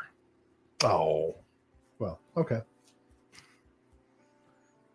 I think a lot of people will like this. It is very, very trash through and through, and one of the crazier titles that Jared's ever been associated with, even all Mondo titles and everything. Very non-PC. Well, I'm looking forward to watching it. I would be watching it right now if it weren't Thursday. I'm glad it's Thursday because I'm glad I get to see your face. Oh. Next up, Beazle, coming on November 26th from Dread and Epic Pictures. This is another indie horror that they put out quite often. And yeah, you can pre-order this now. Amazon, Grindhouse Video, Diabolic, a bunch of places. Check it out. Yep. We got two coming from Second Run DVD over in the UK. First one is The Hop Pickers from 1964. This is the first ever cult Czechoslovak film musical. This is set during the annual hop harvest. A new generation confront the authority and expectations of their elders. This youthful rebellion explodes in colorful production numbers, irrepressibly catchy songs, and audacious satire, channeling the energy of the swinging 60s with a distinctly Czech twist on the big screen musical. This has one of my favorite songs of all time. You better check it yourself before you wreck it yourself. Wow. This one is presented from a brand new 4K restoration from the Czech National Film Archive. There is a rare archival silent film from all the way back in 1932 about the Czech hop picking industry. There is a silent promotional film from 1952. There is a contemporary information film directed by Joseph Suron from 1964. A booklet in this one as well. And as usual, want to remind everybody, Second Run DVD, pretty much all of their Blu-rays are always region-free. And this is one of them.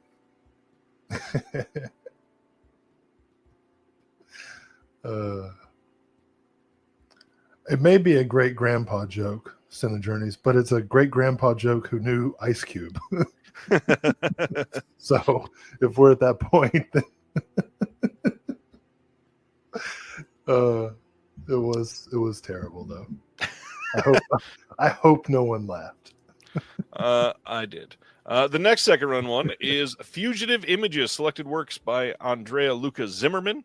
This is coming on December 25th, so Merry Christmas. This says, the first director to be shortlisted for both the Grierson and Jarman Awards.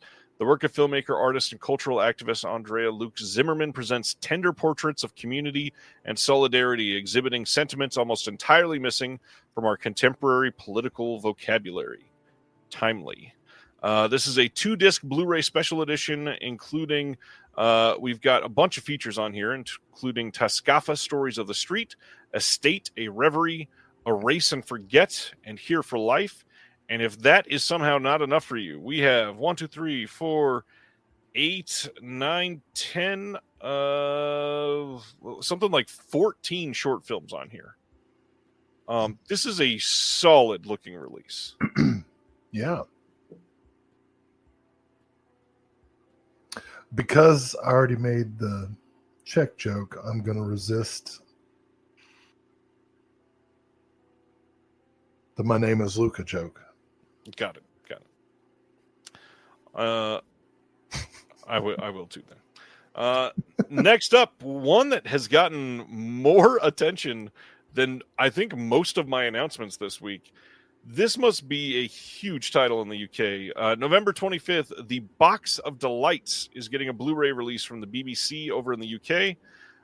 This is what seemingly many, like thousands of people watch every year leading up to Christmas, because the number of comments I got for this is crazy, saying that they watch this every single year and they're stoked to get it in HD. This is supposed to be like a young entry into horror. It's supposed to be terrifying, done as a mini series, and it's fully remastered, including brand new special features like the making of The Box of Delights and Trails in Continuity. We got some interviews, and this looks really great. You can pre-order this from Orbit now, and probably a couple others. I've always appreciated the acting work of Kay Harker. Did you ever see that Taboo movie? Never mind. Parker, my bad. Different Box of Delights. Sam over in the UK says this is a big one for UK people. Hope people check it out. Yes, Craig says horror miniseries looks like a Lifetime Christmas movie. It's supposed to be like a fantastical horror for young kids. Not children, like adolescents. Diabolic also has it. Thanks, Reggie. Well, I mean, it shows you, like, when you watch this movie, you understand truly that groove is in the heart. You know? Yep. And that I think is the most important lesson. That's everything that we can learn this week. You're right. Yeah. Let's go to the next one. Warner Archive posted all of their announcements, and Will is most excited for one of them, but that's the last one. Black Eye from 1974 is coming on Blu-ray on December 17th. All of these on December 17th. This is going to have no bonus features, but it does star the one and only Fred Williamson. The Hammer. The Hammer. And it's got the trailer on this disc as well. That's all you need, baby. Next one is The Tall Target from 1951. This one will have some extras. We get a March 6, 1949 radio version of Mr. President starring Edward Arnold. We got classic MGM cartoons, Jerry's Cousin and Slicked Up Pup, and the trailer. Love Dick Powell. Controversial at times as an opinion, but I stick by him as a performer and as a director. Next one. This is Nora Prentice from 1947. This is a big one I know a lot of people were waiting on. I believe previously this was only shown on TCM and has not been available readily for quite some time. We got a classic Warner Brothers cartoon, The Big Snooze, and another short, So You Think You're a Nervous Wreck. This one starring Ann Sheridan. Yes. Very cool. Craig wants to know, does Warner Archive still do the 4 for 44 sale? So they don't, kind of. Moviezing, MOVIEZYNG.com is the new home of Warner Archive, but their sale is not near as good as the 4 for 44 sale. The biggest thing, I really hate saying go support Amazon, but if you are wanting like very specific Warner Archive titles, put them in your wish list. They go on sale all the time for less than $11. Yeah, they drop. You can get stuff for like $9.50 and free shipping, and it's a title that's normally like $20. That's the best way to do it. I always have about 10 Warner Archive titles in my like saved for later cart, and I just check them every day until they drop below $15, and I grab them. And then realize if I'd waited one more week, they would have dropped to like 11. Yep. Let's continue on with Warner Archive. The Spanish Main from 1945 is our next one with Paul Henreid and Maureen O'Hara. This one's going to have classic Technicolor short subject Movie Land Magic, some classic cartoons, Buccaneer Bunny and Captain Hairblower. Love that these are getting HD releases on some of these discs. So great. And anytime you can get a Frank Borzage film, grab it. They're always beautifully done, well crafted. Borzage is a true filmmaker. Ragnar, speaking of Amazon, says I have 1,500 items in my save for later card. Yeah, right. for sure. Oh man. Well, Craig's point, I think, at least for the next 4 years to infinity, yes. This is how it's going to be. Fucking God damn it. Fucking Amazon. All right, that was Spanish Main. Next one is Mr. Lucky starring Cary Grant. This is from 1943. This one has the Lux Radio Theater broadcast with Cary Grant and Lorraine Day from 1943 as well. Screen Directors Playhouse broadcast with Cary Grant and H.C. Potter from 1950, and the trailer. Oh, this is a fun one. I saw this many, many years ago. I'm excited to see it again. And then Night Full of Rain. Yes. How did I know that you were going to I mean, Warner Archive, like, I'm always every release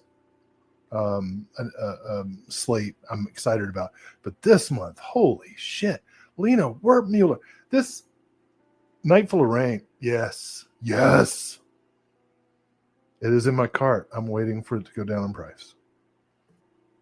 That said, I paid full price for Ninja Terminator. So, Oh man. my value system is very arbitrary. I also want to point out, I had somebody talk about how slowly how slowly Warner Archive is putting out titles. I just announced like 6 titles in 1 month from Warner Archive. Please remember, like 2 years ago, it was like 3 titles every couple months from Warner Archive. Yeah. They have stepped up greatly and been doing a lot of really great work while keeping the quality high. Their restoration work is always excellent. Love the way their films look. And we are not done with Warner Archive, but we can't talk about the last one yet. That's after Scream Factory announcements. They waited till late in the day. That one's a special one. You get that later. That's fine. I don't mind the wait, and I think it's appropriate to take a long time to get there. Next up, then, coming soon on Blu-ray from Kino, Houseboat from 1958 with Cary Grant and Sophia Loren. I've never seen this one. Have you seen this one? Yes, it's hilarious. All right. Sounds good. This will be from a 6K scan of the 35mm VistaVision OCN. Ooh, 60. I mean, put 2. Go back. We're not ready. Put 2 of the sexiest people that ever lived on a boat with a bunch of kids. Right? Like the tension, the pratfalls, the slapstick, the screwball, the double entendres. It's great. Houseboat's a lot of fun. All right, on to Reindeer Games. Okay. What's funny is they announced this is coming soon on 4K and Blu-ray from Kino, but we know this is coming in January, so we'll be talking about this soon. That's soon. It is, but Kino doesn't normally do that. Normally coming soon means in like 2.5 years. We'll talk about this more. The 4K and Blu-ray releases of this will also include the director's cut on Blu-ray only, not on 4K. Okay. The theatrical cut gets a 4K scan of the theatrical. Never mind, I said that wrong. 4K scan of the OCN is the theatrical cut on the 4K disc. This was good. You know, Frankenheimer got to go out. Well, I mean, they were both flops. Island of Dr. Moreau and Reindeer Games. But in retrospect, they were both really cool movies. Obviously, Island of Dr. Moreau was compromised in many ways, but it turned out fascinating. Reindeer Games and Ronin, so fun. And I'm really excited to see this in 4K. I don't think I've seen the director's cut, so I've never seen the director's cut for sure. Definitely for me. I enjoyed this quite a bit. It was ridiculed when it came out. It was like the reviews were like the Room level. You know what I mean? From the mainstream press. They were like, this is the worst movie ever made. And then I watched it and I was like, what, are you kidding me? This is decidedly not the worst movie ever made. So yeah, very, very cool release. Yeah, I'm glad this is coming out. It's exciting. I'm glad they're getting stuff like this. It's Affleck backlash. Affleck backlash. Affleck? Yeah. Gary Sinise gets a pass. There's no Gary Sinise backlash. He is such a good person. What? Gary Sinise, isn't he? Nah, dude. It's a fucking whatever. Go ahead. I don't know anything else. Okay, we'll leave it alone. He ain't Captain Dan, dude. Anyways, forget I said it. Let's talk about an evil clown instead. Unearthed Films releasing 100 Tears from 2007 on Blu-ray. This is coming on March 11th. We've got the director's cut of the movie, audio commentary with the director, Marcus Cook, audio commentary with Marcus, and Stephen Biro from Unearthed Films, interview with the director, making of, behind the scenes, all that fun stuff. Gary Sinise is a trumper. The Insane Clown Posse, on the other hand, or at least Violent J, are Harris supporters. So, all right, you trust a guy who'd shoot a neurodivergent dude in the head, or do you trust Violent J? I'm referencing Gary Sinise and Of Mice and Men. I understand. Yeah, just making sure in case people didn't know what I'm talking about. We got a book reader in here now. No, yeah, I'm not saying Gary Sinise. definitely did that. Yes, Cine Journeys points out, Gary Sinise, you can be a good person and disagree with me politically. I'll say that. However, good way to say that. However, yes, most people are complicated, but I like to simplify things. How do you do that? Well, I'll tell you what, I've shed more than 100 tears this week. Indeed. All right, let's go to the next one. Why not? Imprint has launched a Black Friday sale. Oh my God, that sale is so unfair. It was so frustrating. Sale ends on November 11th, but I got to say quite a few things. So the site did not work for the first 11 hours after they launched the sale. I can understand why. Holy shit. And there are some titles that are limited edition titles, and they are what do you remember the exact price for the cheapest one? $7. Like $6.78. Yeah. That is insanity. And then box sets between 30 and 60. I really wanted the Sidney J. Fury box set that I was never able to pick up, and I wanted to get it for you. I put it in my cart and tried to check out for 6 hours. By the time I got there, it was sold out fully. Well, the Kim Novak set's still there. One Imprint title was $2. Yeah, there's some. Jesus. I still have some. I can't do it, but I really wanted the John Farrow and George Papard sets, the Kim Novak set. Yeah. And a couple of individual titles. I don't think I can do it without betraying my parental and marital responsibilities, but I want to. Blame the dog, man. The dog ruined my month. Didn't it get out twice? Yeah. The dog is the second worst thing that's happened to me in the last 15 days. Wait, what was that about Neverending Story? Chris said, Imprint robbed us. Watch Neverending Story 4K be $50 during the next sale. I have to say, as excited as I am about it, I could not, in good conscience, pull the trigger on the $175 edition. I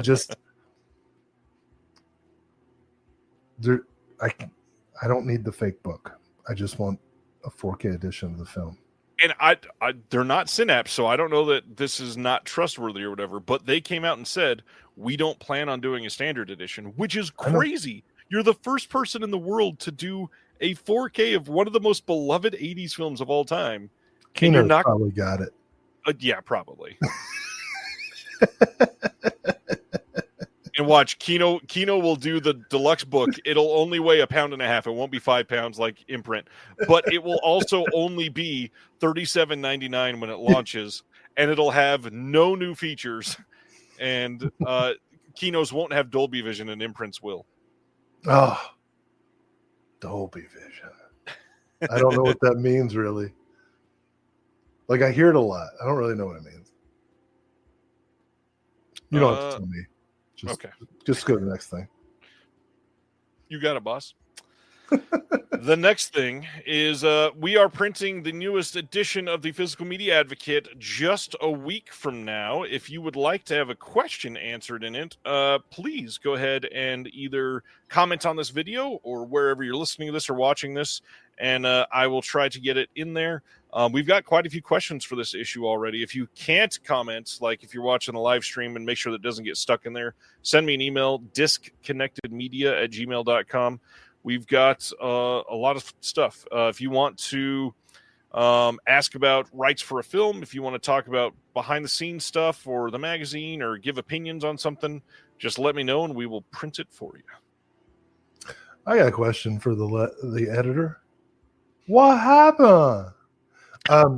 Hey, speaking of Gary Sinise and John Frankenheimer, did you ever see the made-for-television film Frankenheimer did, starring Gary Sinise, George Wallace? That sounds super familiar. Well, in these perilous times, it's worth a watch. It's a good film, and it's one that I think truthfully dramatizes the political calculus that Wallace made during desegregation. You know, because he chose to tack towards the pro-segregation position. Could have just as easily gone the other way. Because like most politicians, he had no real beliefs. You know? Worth a watch. It's only available on DVD at this point. For now. 4K George Wallace. That might come out now. Let's get into some Scream Factory. First title announced is Vampires, the John Carpenter film from '98. This is getting a 4K release with one of their 2 slipcover, 2 poster releases if you want that bundle. As far as extras, we already have all of them announced, and they have a brand new nothing. There's no new extras. If you've got the Blu-ray, you've got all the extras for this one. However, this one will probably look pretty great in 4K. Oh man, I remember going to see this. I went to see this in the theater with my former college professor, mentor, became a friend after I graduated. We went to see Vampires in the theater and just had a blast. And that was the only John Carpenter movie I saw in theater when it first came out. And a lot of fun. I liked Vampires.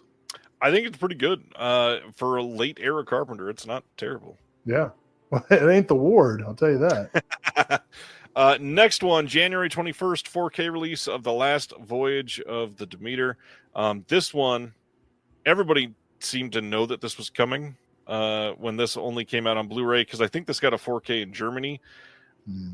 This is just kind of Scream Factory, and also is this Universal? I think it's Universal that did this.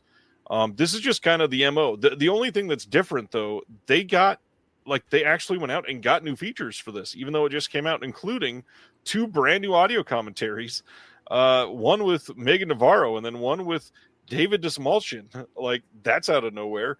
We got a new interview with folklorist and author Dr. Karen Stolznow. All of the extras that were on the Blu-ray release. If you liked this film or were curious about it, now you've got 2 different slipcovers, 2 posters. This looks like a pretty good release. If this is your first buy, do you need to upgrade if you had the Blu-ray? Probably not. Okay, so I got to say that the second slipcover, the one on the right-hand side, reminds me of the VHS cover art for Bram Stoker's Shadow Builder, Shadow Kill. I don't know. Oh, MVD released that. But yeah, what's it called? Shadow something. I think it's Shadow Builder. Yeah, Shadow Builder. But I wanted to see The Last Voyage of Demeter, and I didn't. Was it good? Did you see it? I did not see it, but everybody that's seen it has said that it's mostly good. Like, it's not great, but it's pretty good. I'm glad this is getting a release. It mostly comes at night. Mostly. Yeah, Nosferatu coming out soon, hence Demeter. Yeah, I could see that. Sibner says this points to a series. Who knows if that'll ever happen? This did not do well in the theaters, right? I doubt that it will. Yeah, I mean, series. It's The Last Voyage. How can they do a series? Can't do The Next Voyage. It's not like The Next Adventures of Hercules. Or The Final Nightmare. Kevin Sorbo. Come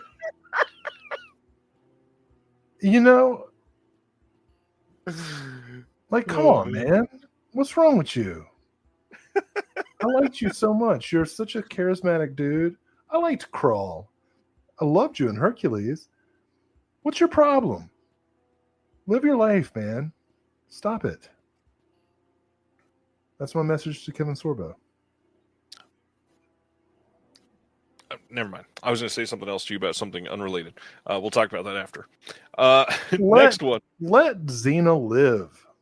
You know what I mean? Yeah. Let Xena have health care. Fuck. All right. Speaking of James Cameron, Sanctum. Oh, God, Jesus Christ. Coming on 4K. This is from 2011. James Cameron produced it. He did not direct it. This was supposedly a decent-looking 3D Blu-ray, and this is not getting 3D anything now. We got a new audio commentary by Emily Higgins and Billy Dunham, and that's all that's new on this one. I have never seen this, and Will is gone. Adam Schofield did not enjoy Demeter. Ronnie says, let Cena marry Gabrielle. I've never seen Sanctum. Anybody like it? I know nothing about it. I will go to the next one, though, because this is a big one. Shaw Brothers Classics Volume 5 coming on January 14th on Blu-ray. Lots and lots of films in this, as usual. This is good. Sibner says, Will, I think the problem with Kevin Sorbo is that he's a xenophobe. Oh, I get it. That's funny. It actually took me a second. This Shaw Brothers box set has The Silent Swordsman. This has Rape of the Sword, The Fastest Sword, Twin Blades of Doom, 12 Deadly Coins, Vengeance is a Golden Blade, That's a good one. A Taste of Cold Steel, The Iron Buddha, The Jade-Faced Assassin, Mission Impossible, 6 Assassins, and a whole bunch of bonus features. But they really highlight audio commentaries in this. These, I think all of them, if I remember right, as I scrolled through these, all got brand new audio commentaries. We do have a couple featurettes or like visual essay type things, but some of these even got 2 new audio commentaries. Lots of these coming. I mean, they've got a ton of Shaw Brothers stuff if they are able to keep kicking these out. I mean, it's crazy what we've been able to get, not to mention the Golden Harvest titles. 11 full films in this box set. This is crazy. This is a big box set. So this is the 5th one? Yeah. This is the 5th one, yeah. So if I only had like $700, I could get them all. Sean's here. Sean says some of these have only ever been on VCD. God, wow. These are the most frustrating sets for me. Along with Arrow's Shawscope Volume 3. Like, I pine for them. Yet... Chris is saying, are these the same ones in Arrow sets? No, they can't be. Literally, Arrow is releasing these in the U.S. Alongside these. So, yeah, they can't license the exact same title. These are all brand new. Yeah. And if you just buy the Shout Factory ones, that's 55 films. And then the Arrow 3 Shawscopes, those are 8 each, right? Yeah. So there's another 24, plus the Golden Harvest box sets they just did. Jesus. Yeah.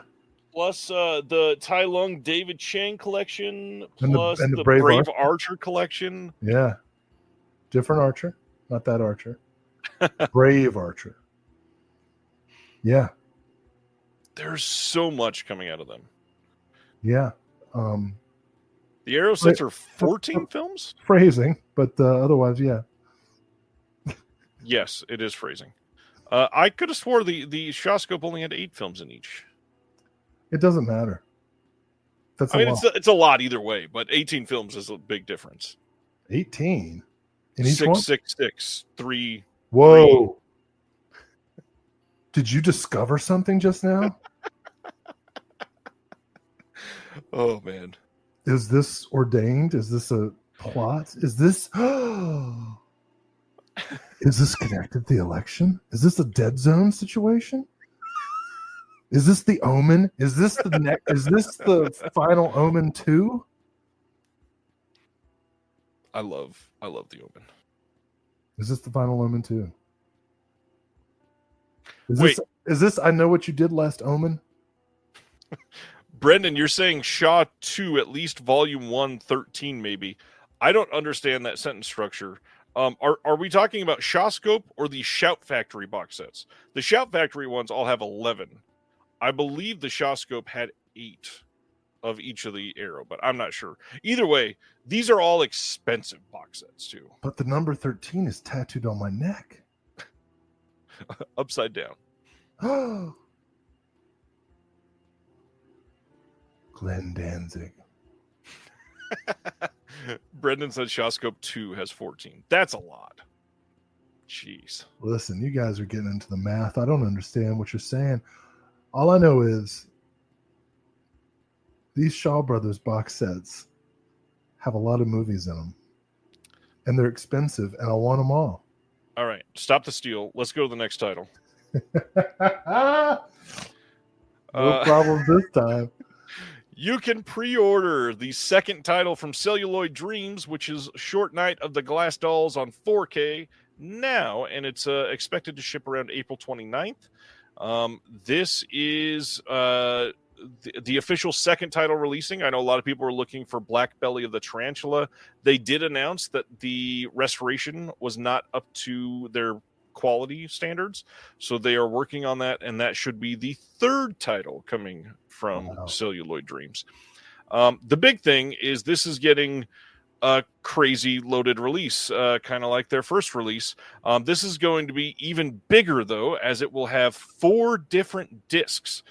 This has a brand new commentary by the owner of Celluloid Dreams, Guido. This will have multiple trailers in 4K resolution, which is just crazy. The Blu-ray will have the brand new transfer as well, with the commentary by the writer-director and that new commentary and all those trailers. And then they get into the bonus features. Disc 3 has archival interviews. It's got new interviews. It's got image gallery, long-lost Malestrana credits. And then the last disc is going to have the Grindhouse version from the 35mm archival lab print, the US VHS pan and scan version, in case you want that. All right. What? They're putting every single version of this on here. A pan and scan is now an extra? It sure is. I'm going to get this no matter what, because Short Night of Glass Dolls is a great movie. And I've got the Twilight Time Blu-ray, which, glad to have it. But this is obviously a significant upgrade. I will never watch the pan and scan. You won't? Version. Are you kidding me? Why are people nostalgic for that? Like, I get being nostalgic for VHS physically. But the first time I saw Suspiria was pan and scan. The first time I saw Once Upon a Time in the West, Good, the Bad, and the Ugly, both pan and scan.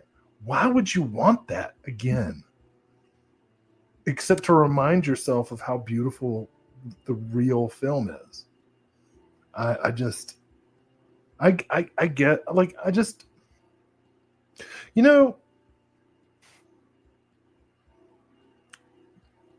different supplemental features have different value to me. And it pisses me off that some supplemental features, slip covers, pan and scan versions, are more valuable than other supplementals that require lots of work and research and production. And I don't understand why. I mean, the market is the market. But, we've talked to so many people in this community who are kind of like, oh, I never watch extras. I would rather, and like, I'm not mad at those people, but I'm also like, but do you know how hard, like, people work to make them, and that they're also films and that they're part of the pan and scan. You want to, as an extra, you want to watch what some fucking producer's assistant did? It's like, oh, we're preparing this for VHS. Make it so that the lead actor's face is in the frame. Barely. Because we're selling inferior. Pan and scan is the fentanyl of film.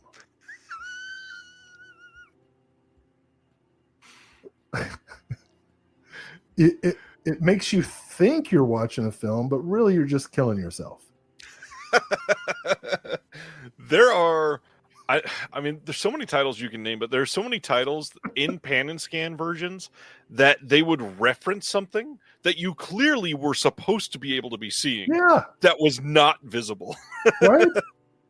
I love it. I love it when it's like a Sergio Leone movie or any spaghetti western when the pan and scan, like, because the composition is so widescreen, the pan and scan just like stops the picture and then like moves to the side so you can, like, oh my god. Yeah. So this release, let's go through a couple other things I forgot and completely glossed over. Sorry, to be clear, this is going to be an awesome release and everybody should get it. This is going to include a featurette by the one and only Howard S. Berger called The Kafka Connection on this. And then the big thing is the physical extras for this. This has a 64-page booklet with a commemorative essay on Aldo Laudo by Andy Marshall Roberts. And a whole bunch of pictures will be in that booklet as well. And then orders... Go ahead. And a second 30-page booklet with every other page removed. Sorry, go ahead. All orders placed through the website will come with an original film strip of 10 frames, newly printed specifically for this purpose from the original camera negative of the trailer, and an exclusive set of beautifully restored 12-inch by 8 1/4-inch color reproductions of the original Italian photobus lobby cards. And supposedly, this one will not have a slipcover, much to the chagrin of collectors everywhere. No slipcover, but you get a pan and scan version. Yep. Okay. Ragnar says Vincent leaves off a lot of English dubs. Why? For those that don't know, this question's come up a lot over the last couple months, and I wanted to actually bring this up, and I forgot. I think I was going to bring it up last week. Dubs literally have to be licensed. That is something that somebody paid to have done, and in many situations, dubs are not available. One big example of this is a film that Will and I just worked on, Felidae from Deaf Crocodile, had an English dub that was done back in the 90s, and it was not available to license. So it will not be on the Deaf Crocodile release, not based on their choice. If they had access to it, it would be there. They would throw everything on there if it was theirs and they had the material. However, in many situations, you can't track down who has the rights because it's not like there's a record of who has the rights to dubs on any of these. Are we allowed to talk about that? Yes, that was he was live tweeting it when he was listening to it. Yeah, like when we were researching and writing the commentary, I assumed that the English version was not available, but I wasn't for sure, and so that's why we don't talk about it in the commentary because it's not part of the package. Back to Short Night of Glass Dolls. Yes, I did leave Will hanging slightly. We don't get a slipcover. It is a side-loading slipcase. Oh, well, that's cool. It's even nicer. But it's a 4-disc release, and that's why. I freaking love this movie. It is another bleak one, you know? Yep. I like them bleak. The hard part, and this is not to shit on Celluloid Dreams putting this out in any way. This had a great release from Twilight Time. And unlike a lot of other Twilight Time discs, this one is still fairly readily available. Like, I think you can get the Blu-ray from Twilight Time for like $25 on Amazon right now, and it looked really good. Yeah. So I get it. Like, this will obviously be the definitive version. I mean, it has pan and scan. Look, it's a beautiful movie. I really want to see the 4K. And it'll be great. Their first 4K is literally like one of the best looking 4Ks ever. Genuine. I'm excited about Black Belly the Tarantula, but this is Short Night of Glass Dolls is a better movie. This is exciting. Yeah. I'm more looking forward to Black Belly as well, Gary. Whatever. we'll all be happy eventually. Someday. Hey, let's talk about this. Oh yeah. December 17th, just like all the other titles from Warner Archive, we are getting the first Warner Archive 4K title, and that is 1956's The Searchers. Oh, my God. We got an archival commentary on here by Bogdanovich, and that'll be on both the 4K and the Blu-ray.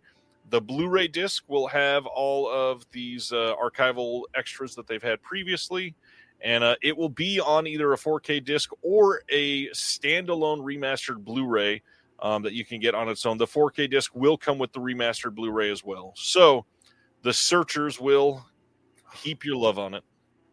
I've been waiting for this for a long time, which is appropriate. And it's funny because just a few months ago, I read the original novel for the first time with my dad, who's what's this year? He's 74 now, and we can't talk without fighting, and so we started reading books together, taking turns picking out books. This is the only way we can talk without fighting. And so for one of my recent selections, I was like, you know what? I want to read The Searchers. I never read it before. And god damn, it's a grim and unrelentingly excellent book. And I was surprised at how faithful the film is to it. In as much as it can be, given the restrictions of its time. If you've never seen The Searchers, it's one of the greatest films ever made. And the first time you see it, you might not think so, but it rewards multiple viewings. It perhaps now more than ever teaches you so much about who we are. It has the limitations of its day. You know, Jeffrey Hunter is a white guy playing a half indigenous, half white character with bronze. There are actual indigenous actors, but the main indigenous character, Scar, is played by a white man in red bronze. But John Wayne's performance is so, I mean, he's John Wayne, so you recognize him the way you recognize him in any movie. But this film, he does so much nuanced work in his John Wayne character. I mean, his characters' rage and racism and resentment and unrequited love are so painfully palpable. I took my wife to see The Searchers in the theater several years ago, and at the end of it, I started crying, which I don't do a lot of. Not like a big crier. It was involuntary. And she was so embarrassed that she just got up and left. And I sat there just weeping, saying, like, he had to go. He had to go. This movie is so beautifully shot. I cannot wait to see what the 4K restoration looks like. I love The Searchers. Martin Scorsese agrees with me. You're not going to argue with the Wolf of Wall Street guy, are you? The Searchers is the best, man. It is the best. I could put it on any day and be moved by it. I'm just talking about it. I'm doing like an advertisement for The Searchers, and I'm getting emotional because this movie. And yeah, you know, I've been waiting for it for a long time, and I can't believe it was announced this week with so much horrible shit happening. And it's a movie about enduring horrible shit for a long time.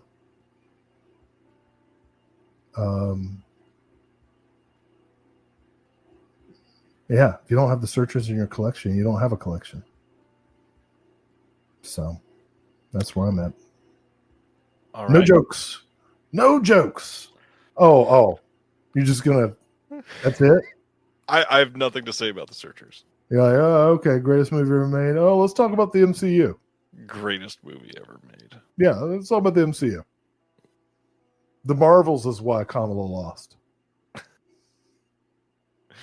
Icons Unearthed Marvel is coming out on January 14th from Mill Creek Entertainment. Okay.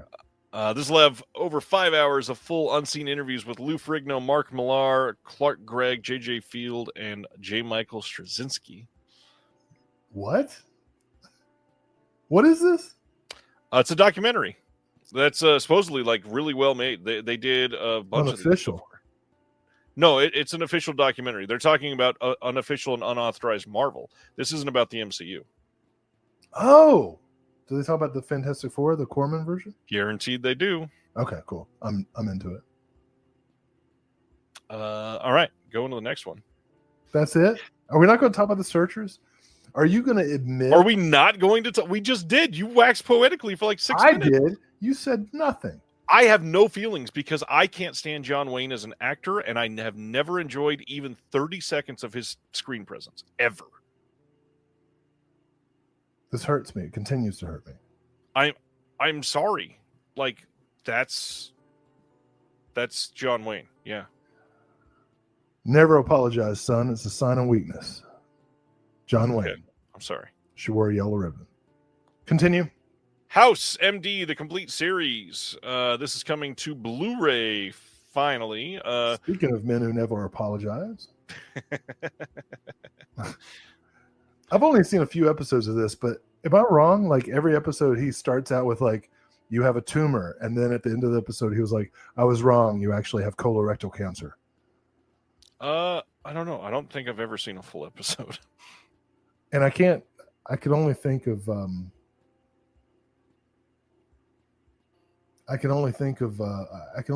him Hugh Laurie as being in Blackadder. So the idea of him like making a medical diagnosis upsets me. And then he's also in that P.G. Wodehouse adaptation, Jeeves and Wooster, right? Is that it? Something. Why don't you have an encyclopedic knowledge of British television? I can say, wasn't he in 101 Dalmatians? The fuck? With Glenn Close. Wait, isn't there a British guy watching? Isn't there a British guy watching? Am I right about Jeeves and Wooster? I think so. Jeeves and Wooster, Thank you, Paul. Wooster with Stephen Fry. Cheerio, Paul. Thank you. Oh man, I got in trouble last year with a British guy. So I got a cousin that lives in London, and she's dating this British dude, chap, as they say. And Paul's Australian. Who's the British dude though? film blogger Sam. I don't think he's watching anymore. He's probably asleep now. Well, I'm just going to go ahead and tell my British story. Sorry, Paul. Top of the morning to you. He says it's still under the monarchy. Put another shrimp on the Barbie. But anyway, so she's dating this British guy, and we were having a little Thanksgiving thing where like all these cousins get on Zoom and like say Happy Thanksgiving or whatever. And it was a nightmare, of course, because nobody actually like wanted to hear how anybody was doing. They just wanted to talk. Right. So anyway, she was excited because she was showing off her new British boyfriend. And she was like, yeah, Nigel or whatever the fuck his name was, doesn't really get Thanksgiving. And of course, you know me, I'm impulsive. And, you know, I just respond. I was like, oh, the British dude doesn't get like colonial genocide? And like they got mad. And I was like, why are you mad? That's like your whole country's history. That's why like I'm where I am. You know? You don't get Thanksgiving? You invented it, you know? I love that I didn't make the joke I was about to, because I almost interrupted and said, before you finish this, are you going to say that you did the Paul Rudd Forgetting Sarah Marshall? You sound like you're from London. Oh, I didn't know. I don't remember that movie. We're not allowed to watch that anymore because of Russell Brand, right? Yeah, it's still great. You just can't watch the semi sequel. Well, you know, I didn't know The sequel's even worse because P Diddy's in it. There's a sequel? Yeah, called Get Him to the Greek with Jonah Hill. That's a sequel to Forgetting Sarah Marshall? It's Russell Brand plays the same character that he did in the first movie. I got to tell you, I watched Forgetting Sarah Marshall when it first came out, and two things about it. One, I didn't understand what Russell Brand was doing in that movie. His character was not funny and also didn't really add to the story. But the second thing about Forgetting Sarah Marshall, and this is my favorite thing about Forgetting Sarah Marshall, is that Jason Segel was on Fresh Air with Terry Gross. Talked about. And they spent like 5 minutes talking about his dick scene. I was like, this is the funniest thing NPR has ever done. I love that he took his mom to the premiere and didn't tell her that he's full frontal in it. Oh man. Let's talk about House for a second. So I've only seen a couple episodes, but it I'm not sure I understand it, because every episode I saw, he confidently makes a diagnosis that is then wrong. But he's like a genius. Yes. Film Nut 79. Explain to me what is that person's name? Do we know that person's name? That's Tony. Tony from Imprint Films, the podcast. Oh, Tony. Love your podcast. Can you explain House to me? I'll wait. Stan loves it too. He's a good actor. British people doing American accents is always like, "Arr, I'm talking very hard." Paul says his team makes the wrong diagnosis, and then House discovers the real one. I like the insulting thing. I saw one recently where like someone had an itchy vagina, and he was like, "Oh, it's cervical cancer or something." I was like, "Oh, this show started out funny and got really serious." Well, all right. I'm not going to purchase the box set, but I'll watch. I'll watch some more. Oh, it's because he's been lied to. Hey, speaking of itchy vaginas, let's talk about Fade In. Fade In with Burt Reynolds and Barbara Loden, coming on Blu-ray on January 14th from Kino. This has new audio commentary by Daniel Kramer, new audio commentary by Brian Reisman and Max Every as well. This is one that heard a lot about over the years. I've never been able to see. Been eager to check this one out, actually. Have you seen Fade In? No, but based on the cover art, I cannot wait. So this one, this says Silver Screen icons Burt Reynolds and Barbara Loden shine in this offbeat romantic western about opposites who attract while living through the hurly-burly schedule of a film shoot. Arriving in Moab, Utah to work as an editor on a Hollywood movie, a young city woman surprises herself and everyone else when she finds herself falling for a handsome and charismatic ranch hand who is working as a driver during the production. Initially drawn together by the anything-goes sense of location shooting, the pair quickly discover that despite their differences, they are forging a serious connection. But are they going to make it past the final reel?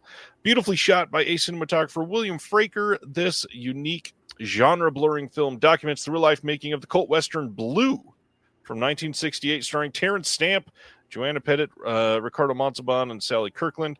Fade In was directed by Judd Taylor, but became the first film credited to Alan Smithy, the pseudonym initially created for Death of a Gunfighter.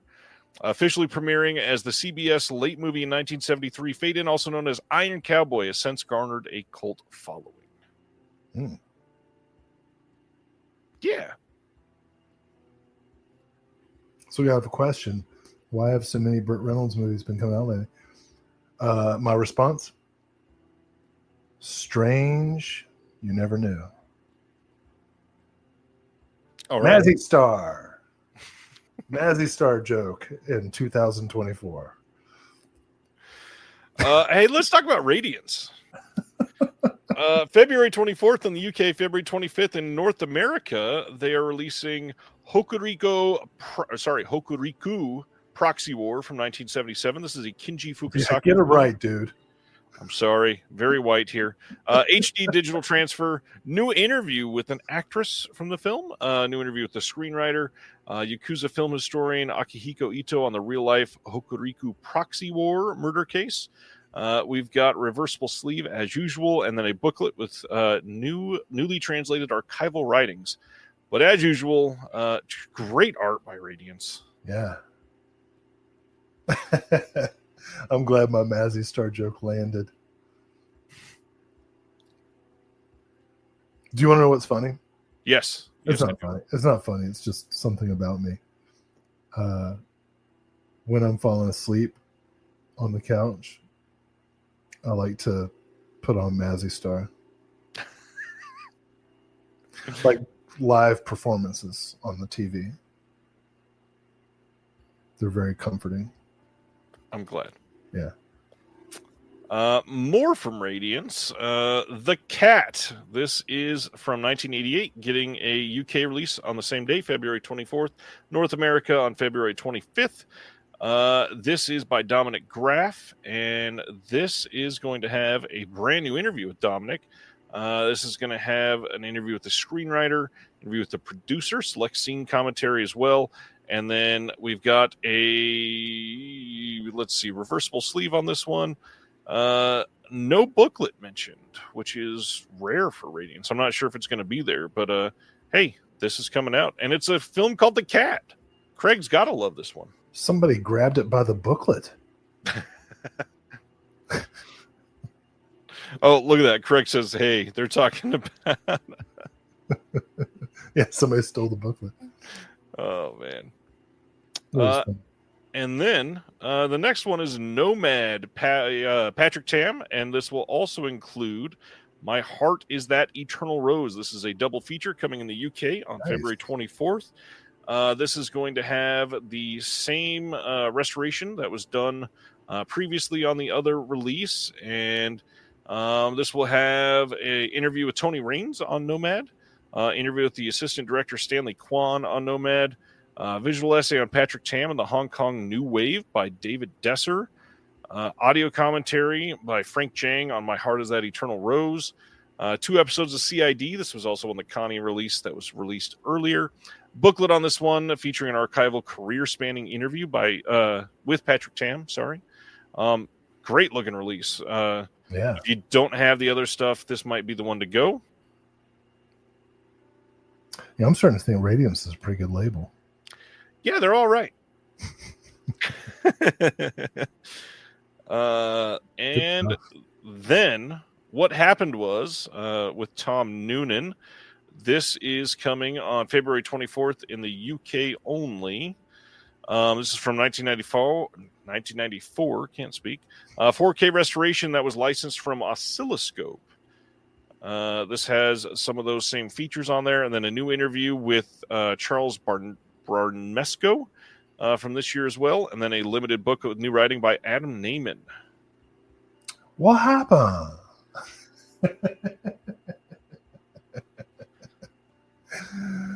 Mighty Wind. Okay. Yeah, that looks great. That is a solid month from Radiance. Yeah. Glad they are putting these out, and they're killing it. We should be hearing from them about their first 4K release here soon in the next couple months, probably. What? Yes, sir. All right. Going to our next is a pile of 88 films announcements. First is Love and Crime from 1969. This is coming to their Japanarchy line that they do. This will have a limited numbered OBI or OB strip. Includes a booklet with notes from Nathan Stewart, and then they've got an audio commentary by Jasper Sharp and Amber T. Newly filmed introduction by Mark Schilling. And this is supposed to be pretty damn great. It's a Teruo Ishii film. Love Teruo Ishii. Freaking pervert. I was waiting to hear the word you were going to choose. That's a compliment. Yeah, definitely nothing wrong with that. Just to be clear. The next one is Love Unto Waste. This is coming on January 20th in the UK. This is a very old Chow Yun-fat film from 1986. New 2K transfer from the OCN. We've got a reversible sleeve with new artwork, but no extras on this one. Well, what a waste. Well, and beyond that, 88 Films will always delay their release dates anyways. So no extras, and it'll probably come 60 days after this date. They should change their name to Waity Wait.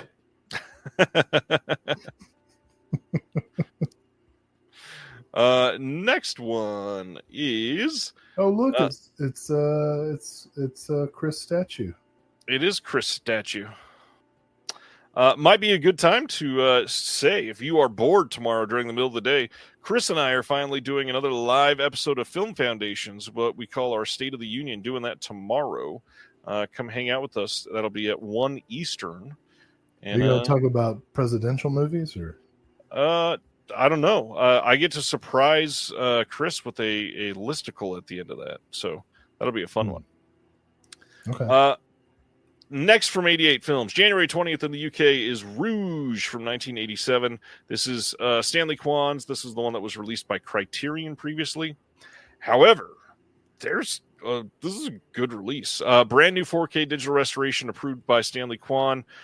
We've got another kind of Chinese ghost story, interview with Stanley Kwan, archival interviews. Very curious to see how this compares to the Criterion release, because I remember that did not get like super rave reviews at the time. So I'm hoping this one looks better. Paul says instead of Waity Wait, you should call them Lady Late. And then the Tygon collection released this month is The Haunted House of Horrors, coming on Blu-ray in the UK on January 20th. This will have the slipcover if you get in on that first pressing. There will also be a booklet with notes from Michael Armstrong. This has an audio commentary by Kim Newman and Sean Hogan, audio commentary by Troy Howarth, Nathaniel Thompson, making of a House of Horrors visual essay, some featurettes, trailers, stills, all that fun stuff. Have you seen this one? Because this has like very oddly mixed reviews. Yeah, I'd like to. I have to admit that as soon as you started talking about it, I started daydreaming about a special Halloween episode of The Sopranos called The Haunted House of Horrors, but which would be, I can't even say it right. I can't do the Sopranos accent. I've been working on my Donald Trump though. I think I'm going to debut it next time. We need some distance. Yikes! But yeah. No, I haven't. I think I would probably want to check this out. I have no expectations. You got mixed reviews on it? Yeah, like some people really love it, and others say that it falls super flat. So kind of like every movie ever? Kind of. The last one from 88 that we're going to talk about in this batch.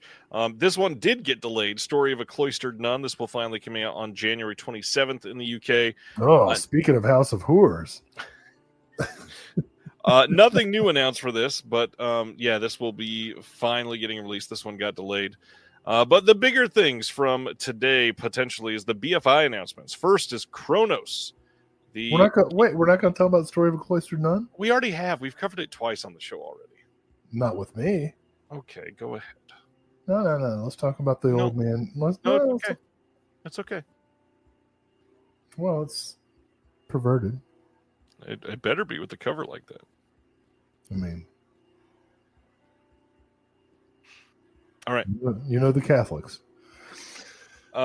So Guillermo del Toro's Kronos is getting a 4K release from BFI on February 10th. It will also get a standalone Blu-ray release. This is pretty damn cool. We got a new commentary by Jason Wood, a couple different archival commentaries on this as well. We've got a couple short films, including Geometria, which we actually just watched in the Patreon Discord watch-along last month. We've got BFI Screen Talk from 2017, a bunch of archival interviews with Guillermo del Toro, and a 60-page book with new essays by Michelle Kisner, Rich Johnson, both have been on the channel before, Barry Forshaw, and Michael Leader.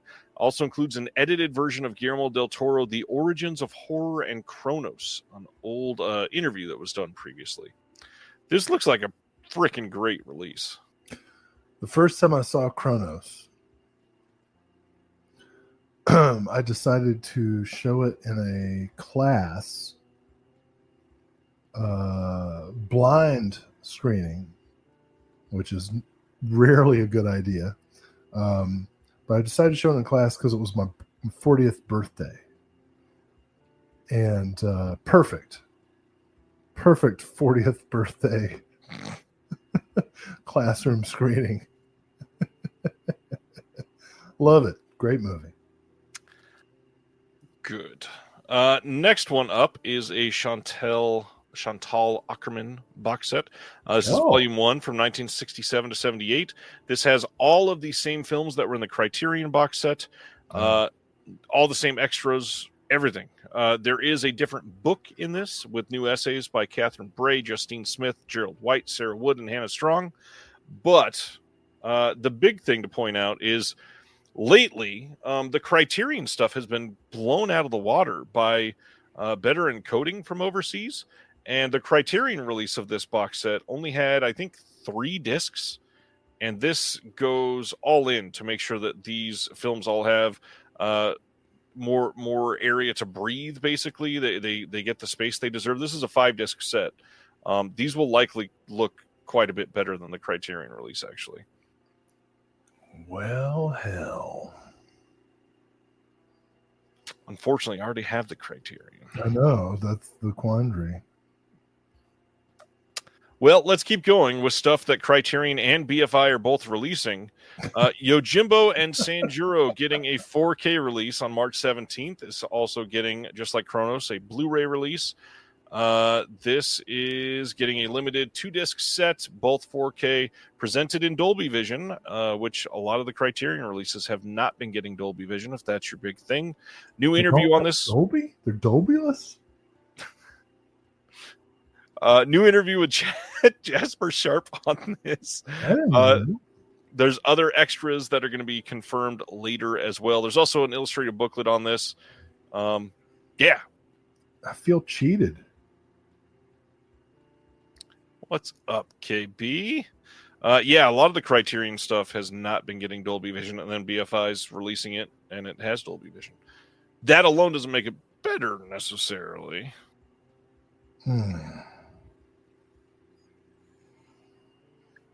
I don't know what to say. This is the worst thing that's happened this week.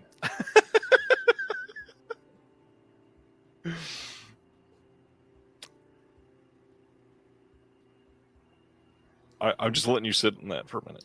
No Dolby Vision. It means a lot. All right, let's go to the next one. So basically, if I want Dolby Vision, I have to go overseas. Yeah. I have to leave this country and go elsewhere. Yes. And you better order it soon so you don't get charged a tariff. Yeah. You know what sucks is that all the other countries are falling apart too.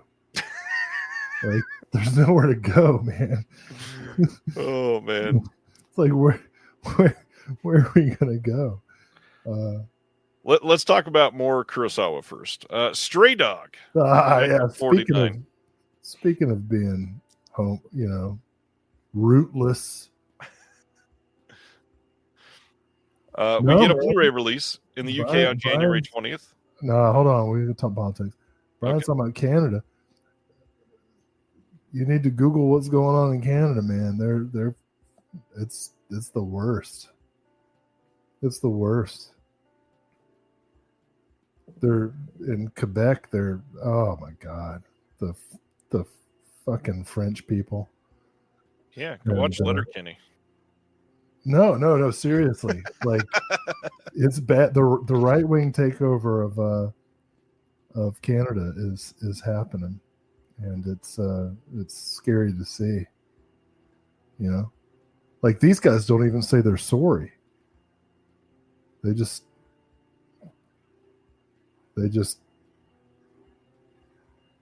slice you. They come right in.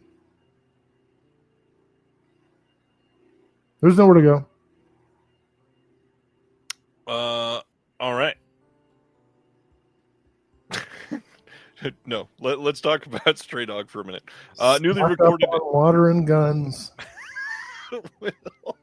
Newly recorded interview with Jasper Sharp. We've got let's see, first pressing illustrated booklet with new writing by Barry Forshaw on this as well. Kurosawa, he's all right. Mm-hmm. Yeah, this is a great movie, man. I love Stray Dog. Well, how about High and Low? This is also getting released on January 20th on Blu-ray in the UK. This is from 1963. New interview with Jasper Sharp on this one as well. And all kinds of good stuff coming on this. Illustrated booklet. I love seeing this, but there's still like 4 or 5 Kurosawa movies that haven't been released at all, like The Quiet Duel, you know. So it's great to see these major films getting re-releases, but I'd still like to see some of the films that haven't come out yet, or some of the films that are only available on like Eclipse editions, like No Regrets for Our Youth. I would love to see a 4K of that. That's a gorgeous film. Subaquatic asking, any idea why some Kurosawa is getting 4K and others not? There's no 4K restorations for some of these. I guess that's what I'm rambling about. But that being said, High and Low, great film. So, bye, Craig. Oh, love Craig. Can we say? Are we allowed to say? Nope. Well, first, let's talk about the fact that you attacked Canada, so you had to come back. I attacked Canada? I told you before, Will. Oh, okay. This is not the week to be doing this. Doing what?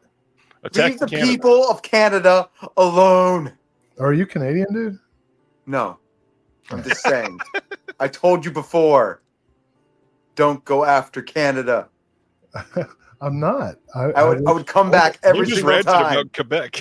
Well, first of all, I'm talking about Quebec, which, according to many Quebecois, is not Canada. And second of all, do you even speak French? Because you wouldn't be allowed in Quebec if you didn't. Oui. Je ne parle Daniel. Yeah. Yeah. Yeah. Uh-huh. I'm glad we made time for this bit. All right. See you, Sibner.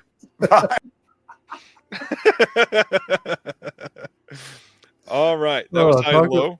Talk about High and Low. March 17th, Blu-ray from BFI as well. All We Imagine as Light. This is a 2024 film. I definitely see this likely getting a Janus Contemporaries release in the U.S. That's so funny. Well, there you go. Craig says we should brag about the essay for Gwen and what is the full title? Gwen or the Book of Sand? Wow, way to brag about it, dude. I've worked on so many things in the last 3 days. I'm amazed I know the word Gwen right now. The Perils of Gwen or the Book of Sand? No, in my house it was the Verils. Well, let's talk about All We Imagine Is Light first. Sure. All We Imagine Is Light. This is supposedly great. This has great reviews. I looked this up earlier because I was trying to figure out if this was going to be a Janus Contemporaries title Looks like it likely will be, and it sounds like an incredible film. We got an introduction by the director, an alternative family, an interview with the writer and director, a newly recorded interview with one of the actors, documentary looking at progress versus tradition in India.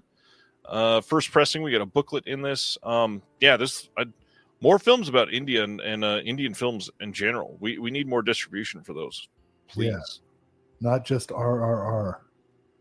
That doesn't even have a release. We need that too. Yeah. But speaking of that, Toombad, that was a big movie a couple years ago, getting another theatrical run for people that missed it. Check that out. I think it's coming at the end of this month or early in December. So real quick to some comments. Decimner says, I still have the link, Will. I don't know what you're talking about. But I'm going to be coming up to New York pretty soon. We should get coffee. Chris Silvestri says, Canadian. Yeah, it's one of my favorite labels. Everybody check out The Hard Part Begins. Okay. Hey, Will, why don't you talk about your work on Gwen? Hour. This was mostly you, my friend. Hour. Speaking of hours, it's about time. We just worked on a visual essay to accompany an upcoming Deaf Crocodile release of the 1984? I think it's 84, yeah. French animated film, Gwen or the Book of Sand. And the visual essay is about the nature of time and consciousness and surrealism. And it turned out pretty well. I was worried that it wouldn't turn out well because I really got into my own head, which is not a very Will essay. It's not a pleasant place to be, but I think it turned out okay. And I have to say, Gwen or the Book of Sand is a beautiful film. The animation was done by hand in a watercolor process called gouache. It's unbelievable, and it's very much a meditation on. It's a post-apocalyptic film that's a meditation on time, and I can't wait for people to see it. It's amazing. And we get to talk about that right after Kronos. There's a lot of similar thoughts going through tonight. Gwen is the kind of movie that you can watch like 10 straight days and fall asleep at a different point in the movie. You know, because it's a very languid, like slow-paced, surrealistic meditative film. Yeah.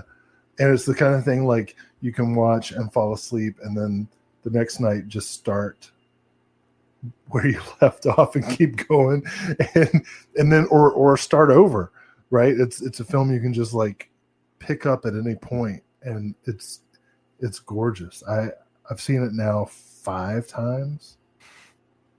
When is it scheduled? Do you know? January maybe? It's either January or February. Yeah. One of those 2 months. But definitely a good Valentine's Day movie. It's beautiful to look at, that's for sure. I mean, it's French, so there's some young people having illicit sex. All right, we have a grand total of 4 titles left. Now that we're talking about young people having illicit sex, let's break through these. Well, I mean, we already talked about Catholics, but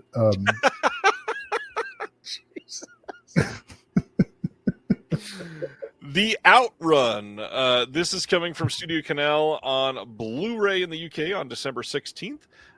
This is a Saoirse Ronan film. She's supposedly amazing in this. She's pretty great in pretty much everything that she does. Supposedly. I've not seen it. I never even knew this was coming out. Reported. She's reported. What I hear. Yeah. This has Dolby Atmos. We've got a bunch of featurettes, making of, and trailer. Allegedly. She's allegedly amazing. Legalese is important, Will. I don't want anybody thinking this is a full-throated recommendation. Whoa.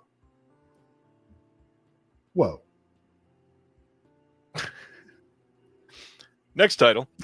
Short Night of Glass Dolls. We were talking about this earlier. 88 Films says they are going to be releasing this in March on 4K in the UK. So if you want that and you want it somewhere around probably next June or July, you can get that from 88 Films. Well, does it have the pan and scan? Probably not. Oh, fuck that. Next up, Motel Hell. Oh, hell yeah. Is getting a Walmart exclusive 4K Steelbook. This is coming on January 7th.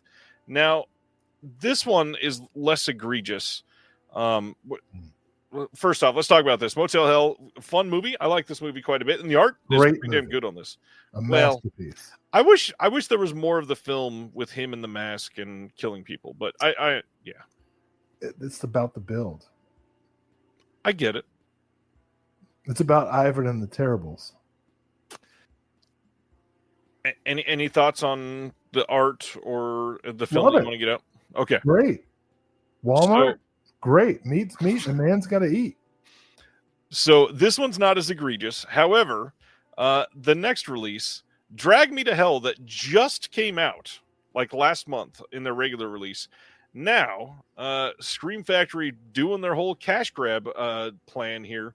This is coming in a 4K Steelbook on January 7th as a Walmart exclusive as well. I mean, just announce them at the same time. I don't understand why do you have to wait 45 days and see if people want to like triple dip on the Blu-ray? This is now the third release of this film from Scream Factory. Well, Drag Me to Hell is also how I would describe someone taking me to Walmart. Understandable. I kind of feel like Walmart shoppers, this will be the first version of Drag Me to Hell they see. Well, they probably won't see it in stores because most of them don't ever carry these steelbooks. Oh. Well, I mean, if it means more money to the company, I'm all for it. Like Walmart exclusives, I'm not a Walmart shopper, so people who are Walmart shoppers, great, get it there. I have no problem with that. Well, that is the end of our announcements. But as usual, after those announcements, we always cover what is coming out next week in case you forgot. Is it exclusively at Walmart? Some of them probably are. We've got the Seven Samurai 4K from Criterion, Scarface 4K from Criterion. We've got a little box set. You've already got yours, huh? I haven't opened it yet, but Mine's it just on the came way. in. Yeah. All the Hansby Hours, Volume 2 from Severin.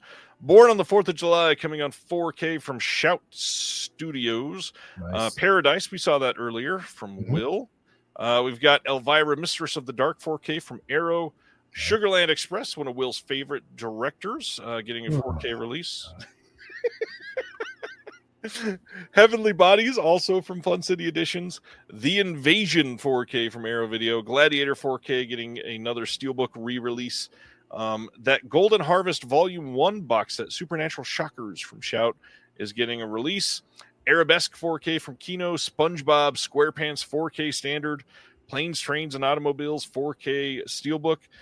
This Film Masters release of Night of the Blood Beast and Attack of the Giant Leeches, this had quietly gone out of print already, and now it's coming back somehow. Very odd setup on how that worked out.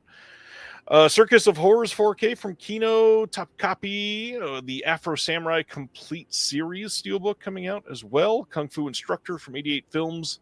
Horrible High Heels from Massacre Video, something that I should probably not have that on the screen for very long. Tales of the Teenage Mutant Ninja Turtles getting its Blu-ray release.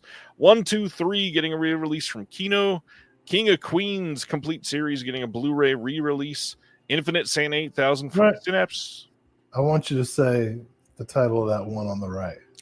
I Am a Nymphomaniac. Yeah, you are. The standard retail edition from Mondo Macabro. Everybody go listen to the Mondo Macabro podcast. It's great. Triumph of the Spirit getting a release from Kino. Maniac, the Something Weird and Kino collaboration, getting a release. 2 Duo coming from Arbalos. Roseland from Cohen. Facets of Love from 88 Films. Merchant Ivory, the documentary from Cohen, also coming out.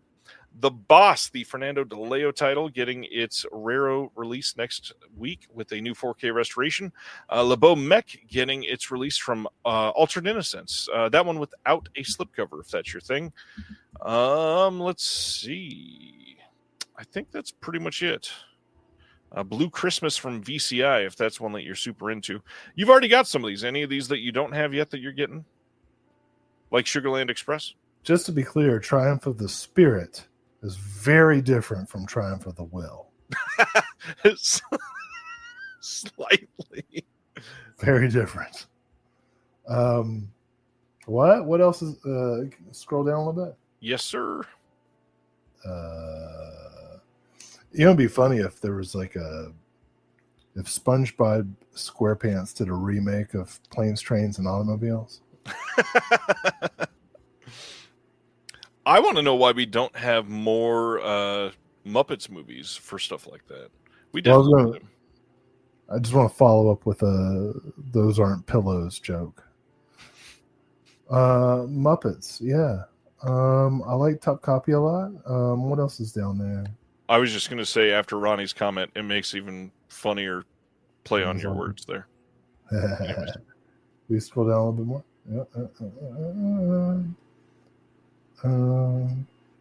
Yeah, all right. I'm going to say something.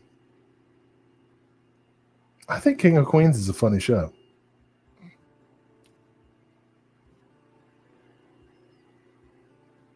Will. I'm not going to get this box set or anything, but I thought it was a funny show.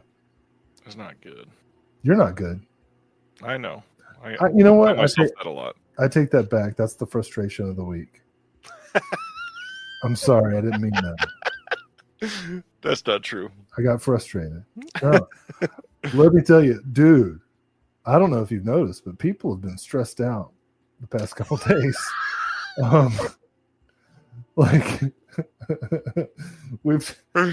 I've definitely been snippy. It's okay. We can disagree on the King of Queens. We can still work together.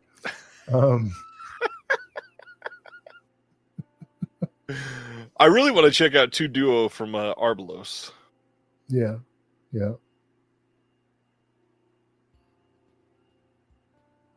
Kevin James does suck. That's what's so funny about it, is that it's a fun, like, I don't think he's funny at all. He's the worst part of the show, just like Jerry Seinfeld's the worst part of Seinfeld. Yeah, he is.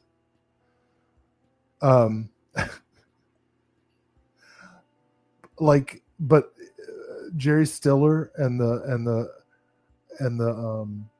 God, there was this one joke that what's that nerdy guy? He's married to Natty Gann. His first wife was a true crime lady that solved the Golden State Killer. Oh, Patton Oswalt. Yeah, that guy.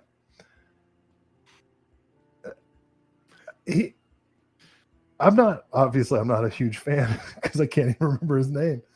I love Natty Gann though. There was an episode of King of Queens where Patton Oswalt was talking about like cheese, and well, it's not gonna be funny when I say it, but it was like he was describing some piece of furniture made out of cheese, and Kevin James was like, how would that even work structurally? And Patton Oswalt was like, well, not brie. I don't know. It's like one of those funny moments that just sticks with you forever. I loved, there was an episode of King of Queens where Patton Oswalt realized he had no lines in the whole cold opening, and he had no actions. So when they started filming, he literally stood dead still while holding his drink, and all of the camera movement, if you watch, he's literally not moving the entire intro, and everybody's acting around him. It is so fun. And he's such a minor character, you don't even notice unless you're looking for it. That's hilarious. And Jerry Stiller is funny in everything. Yeah, that's true. And say what you will about Scientology, I think Leah Remini is pretty funny. I would agree. Yeah. So yeah, Kevin James obviously the weak point of everything that he does, and yet he's a fucking gazillionaire. So what do I have to say about my life? Yeah. You know, I should drive a UPS truck. They make good money now. I can't even get a union. I'm in a right to work state. And, I should get a UPS job like ASAP.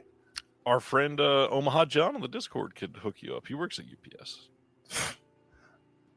Like, I'm for real. Like, that's work that actually satisfies me, like. Maybe you could get a discount on shipping. Well, I would. Speaking of, oh man, oh well, that imprint sale. Oh, I'm tempted. I didn't see The Zookeeper. What's that? It's a Kevin James movie. Oh, okay. I thought, wasn't that Scarlett Johansson? That does not seem like a match made in heaven. She was in a zoo movie.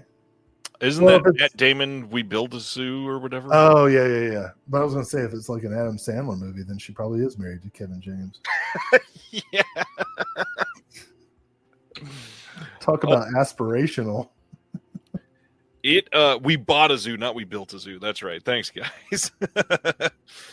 Hell of a week. Lots going on, obviously. Lots of announcements this week. Well, that Zootopia's woke as fuck. Have you seen Zootopia? It's a good movie. Yeah, I liked it. I like the sloth. Yeah, it was good stuff. Yeah. Lots going on behind the scenes. Can't wait. Zookeeper's wife. I thought that was the astronaut's wife. Paul Behrman's talking about the zookeeper's wife. What's that? Charlize Theron's the astronaut's wife. Where Johnny Depp is an astronaut somehow. We're making like a weird spider web of movies now. Listen, man, I know Johnny Depp's had a rough couple of years. It's been pretty shitty. It's funny that I would say that. Fuck him. I'm team whatever his wife's name was. I'm team her. Amber. Who? Amber. Heard. Yeah. I'm team her. But no, Heard. Yeah, her. Hey, it was a good movie. Was freaking Drive Angry. Freaking ruled in that. That's a great movie. I was actually naming a good movie with her, but yes. What was she in? She wasn't in Her. Her is a better movie. Who? This is so ridiculous. You're Abbott. Oh, I love it. You're Abbott. Well, who was in The Astronaut's Wife? That was Johnny Depp. The Astronaut. Johnny Depp was a. Is that Johnny Depp? Am I thinking that? I don't know. Is that him? That was so off the cuff. I should not. Was it the Joker? Who's in The Astronaut's Wife? Google. Oh man. Boy, I have to type a lot in for this autofill. 1999. Charlize Theron and Johnny Depp. It is Johnny Depp. Yep. And we're supposed to believe he's an astronaut. Johnny Depp. He's been to outer space, definitely. Yeah. I work for NASA. That accent. Yeah. It was Benny and June. I was doing a Benny and June thing. You probably thought it was Edward Scissorhands, but it was Benny and June. Edward Scissorhands acting as Sweeney Todd, the Demon Barber. Johnny Depp as an astronaut. Jesus Christ. I would have an easier time believing that you could train coal miners to be astronauts or engineers or whatever Ben Affleck says. Anyways, I saw that movie Armageddon. Arma getting us out of here. Well, who's the zookeeper's wife?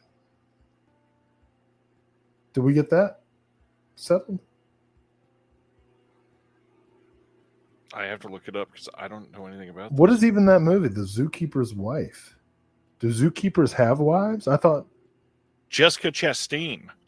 It's a 2017 film called The Zookeeper's Wife. Let me tell you one thing. Jessica Chastain is not married to a zookeeper. Actually, I guess these days, isn't that the new thing? Like, celebrity women are married to, like, just regular dudes who do weird stuff? Yep. Who is it? Lana Del Rey is married to, like, a NASCAR driver or something? He's somebody, yeah. Somebody else. And then, like, somebody's married to a veterinarian. This episode is ending wonderfully. Listen, this country is ending wonderfully. Oh, man. Oh, that's right. He's a swamp tour guy. Yeah. That's what I'm talking about. He's the Swamp King. Swamp Thing. The Swamp Thing. This country is ending very bigly. I've never tried to do it. I've never tried to do a Trump thing before. You. Oh man, that was pretty bad. It was rough, yeah, but it was still fun. I'll work on. I got the rest of my life to work on it now. Oh yikes! That'll be my project 2025. Anyways, tonight has been shit, man. You know what? Movies are awesome. You guys are awesome. Fuck this shit. It's time to reply. If you need a community and you are feeling alone, we'd love to have you around. If you want to be around more, Patreon link in the description below. Come join us in the Discord. We hang out all day, talk about films, talk about our lives, talk about anything bothering us. Lots of people that are willing to just listen. If you need it, we'd be thrilled to have you. We have lots of stuff coming up in the near future, stuff that we're working on, stuff that we've been working on literally for more than a year and a half at this point for a couple of the titles. Eager to get these in your hands, but there's a lot going on, I promise. Stuff that is out of our hands. Can't wait to be able to share them with you. Will, it's an honor to have you around. Everybody in the chat, it's a relief to be able to have you here and come back and find friends like this. I'm going to join the Discord. You have joined the Discord twice already. I keep. I'll be honest with you. Like, I keep getting on there, and I don't know how to get in. I feel awkward. Like, I don't want to just like jump into somebody else's conversation. Be like, "Ooh, I love that." That's the point. Or ooh, your opinions are stupid. I don't want to do that, you know? No, I would never do that. Tony says, great show. Consider this group my international film family. Tally ho, dude. Glad to have you. All right, all. We will be back. One of us will be back next Thursday, and Will might be back in December. Are you allowed to say who it is next? Yeah, of course. Let me make sure it's not somebody that's. Oh my God, you're such a celebrity, you don't even know. No, but I've stuff booked all the way through February already. Look at you. Next week is Zachary K. Bryant, who was in the chat earlier from They Live by Film. Oh my God, I love him in Home Improvement. He's gonna love that. Are you serious, dude? I thought he was in jail. Thank you all. We'll see you next week with Zach. And until then, keep your head up. Find a community around you. Welcome back, dude. Thanks, Will. You say Zachary Tod Bryant? K. Bryant. Oh, that's a different person. Oh. Thank you for watching The Disconnected. On the way out, make sure that you are subscribed to the channel, that you've liked the video, and that you've copied the link to be able to share with someone else that may appreciate this.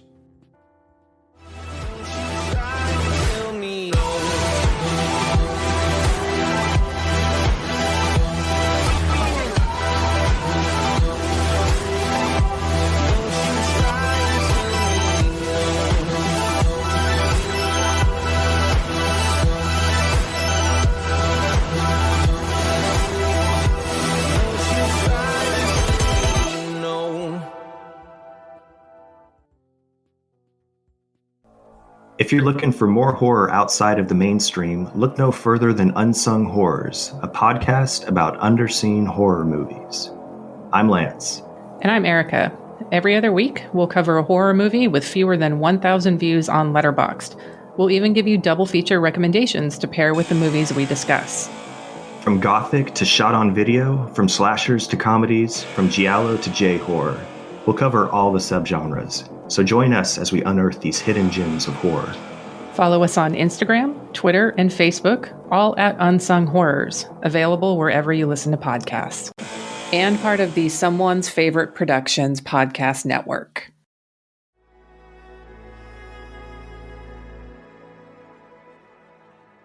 Thank you for listening. To hear more shows from the Someone's Favorite Productions podcast network, please select the link in the description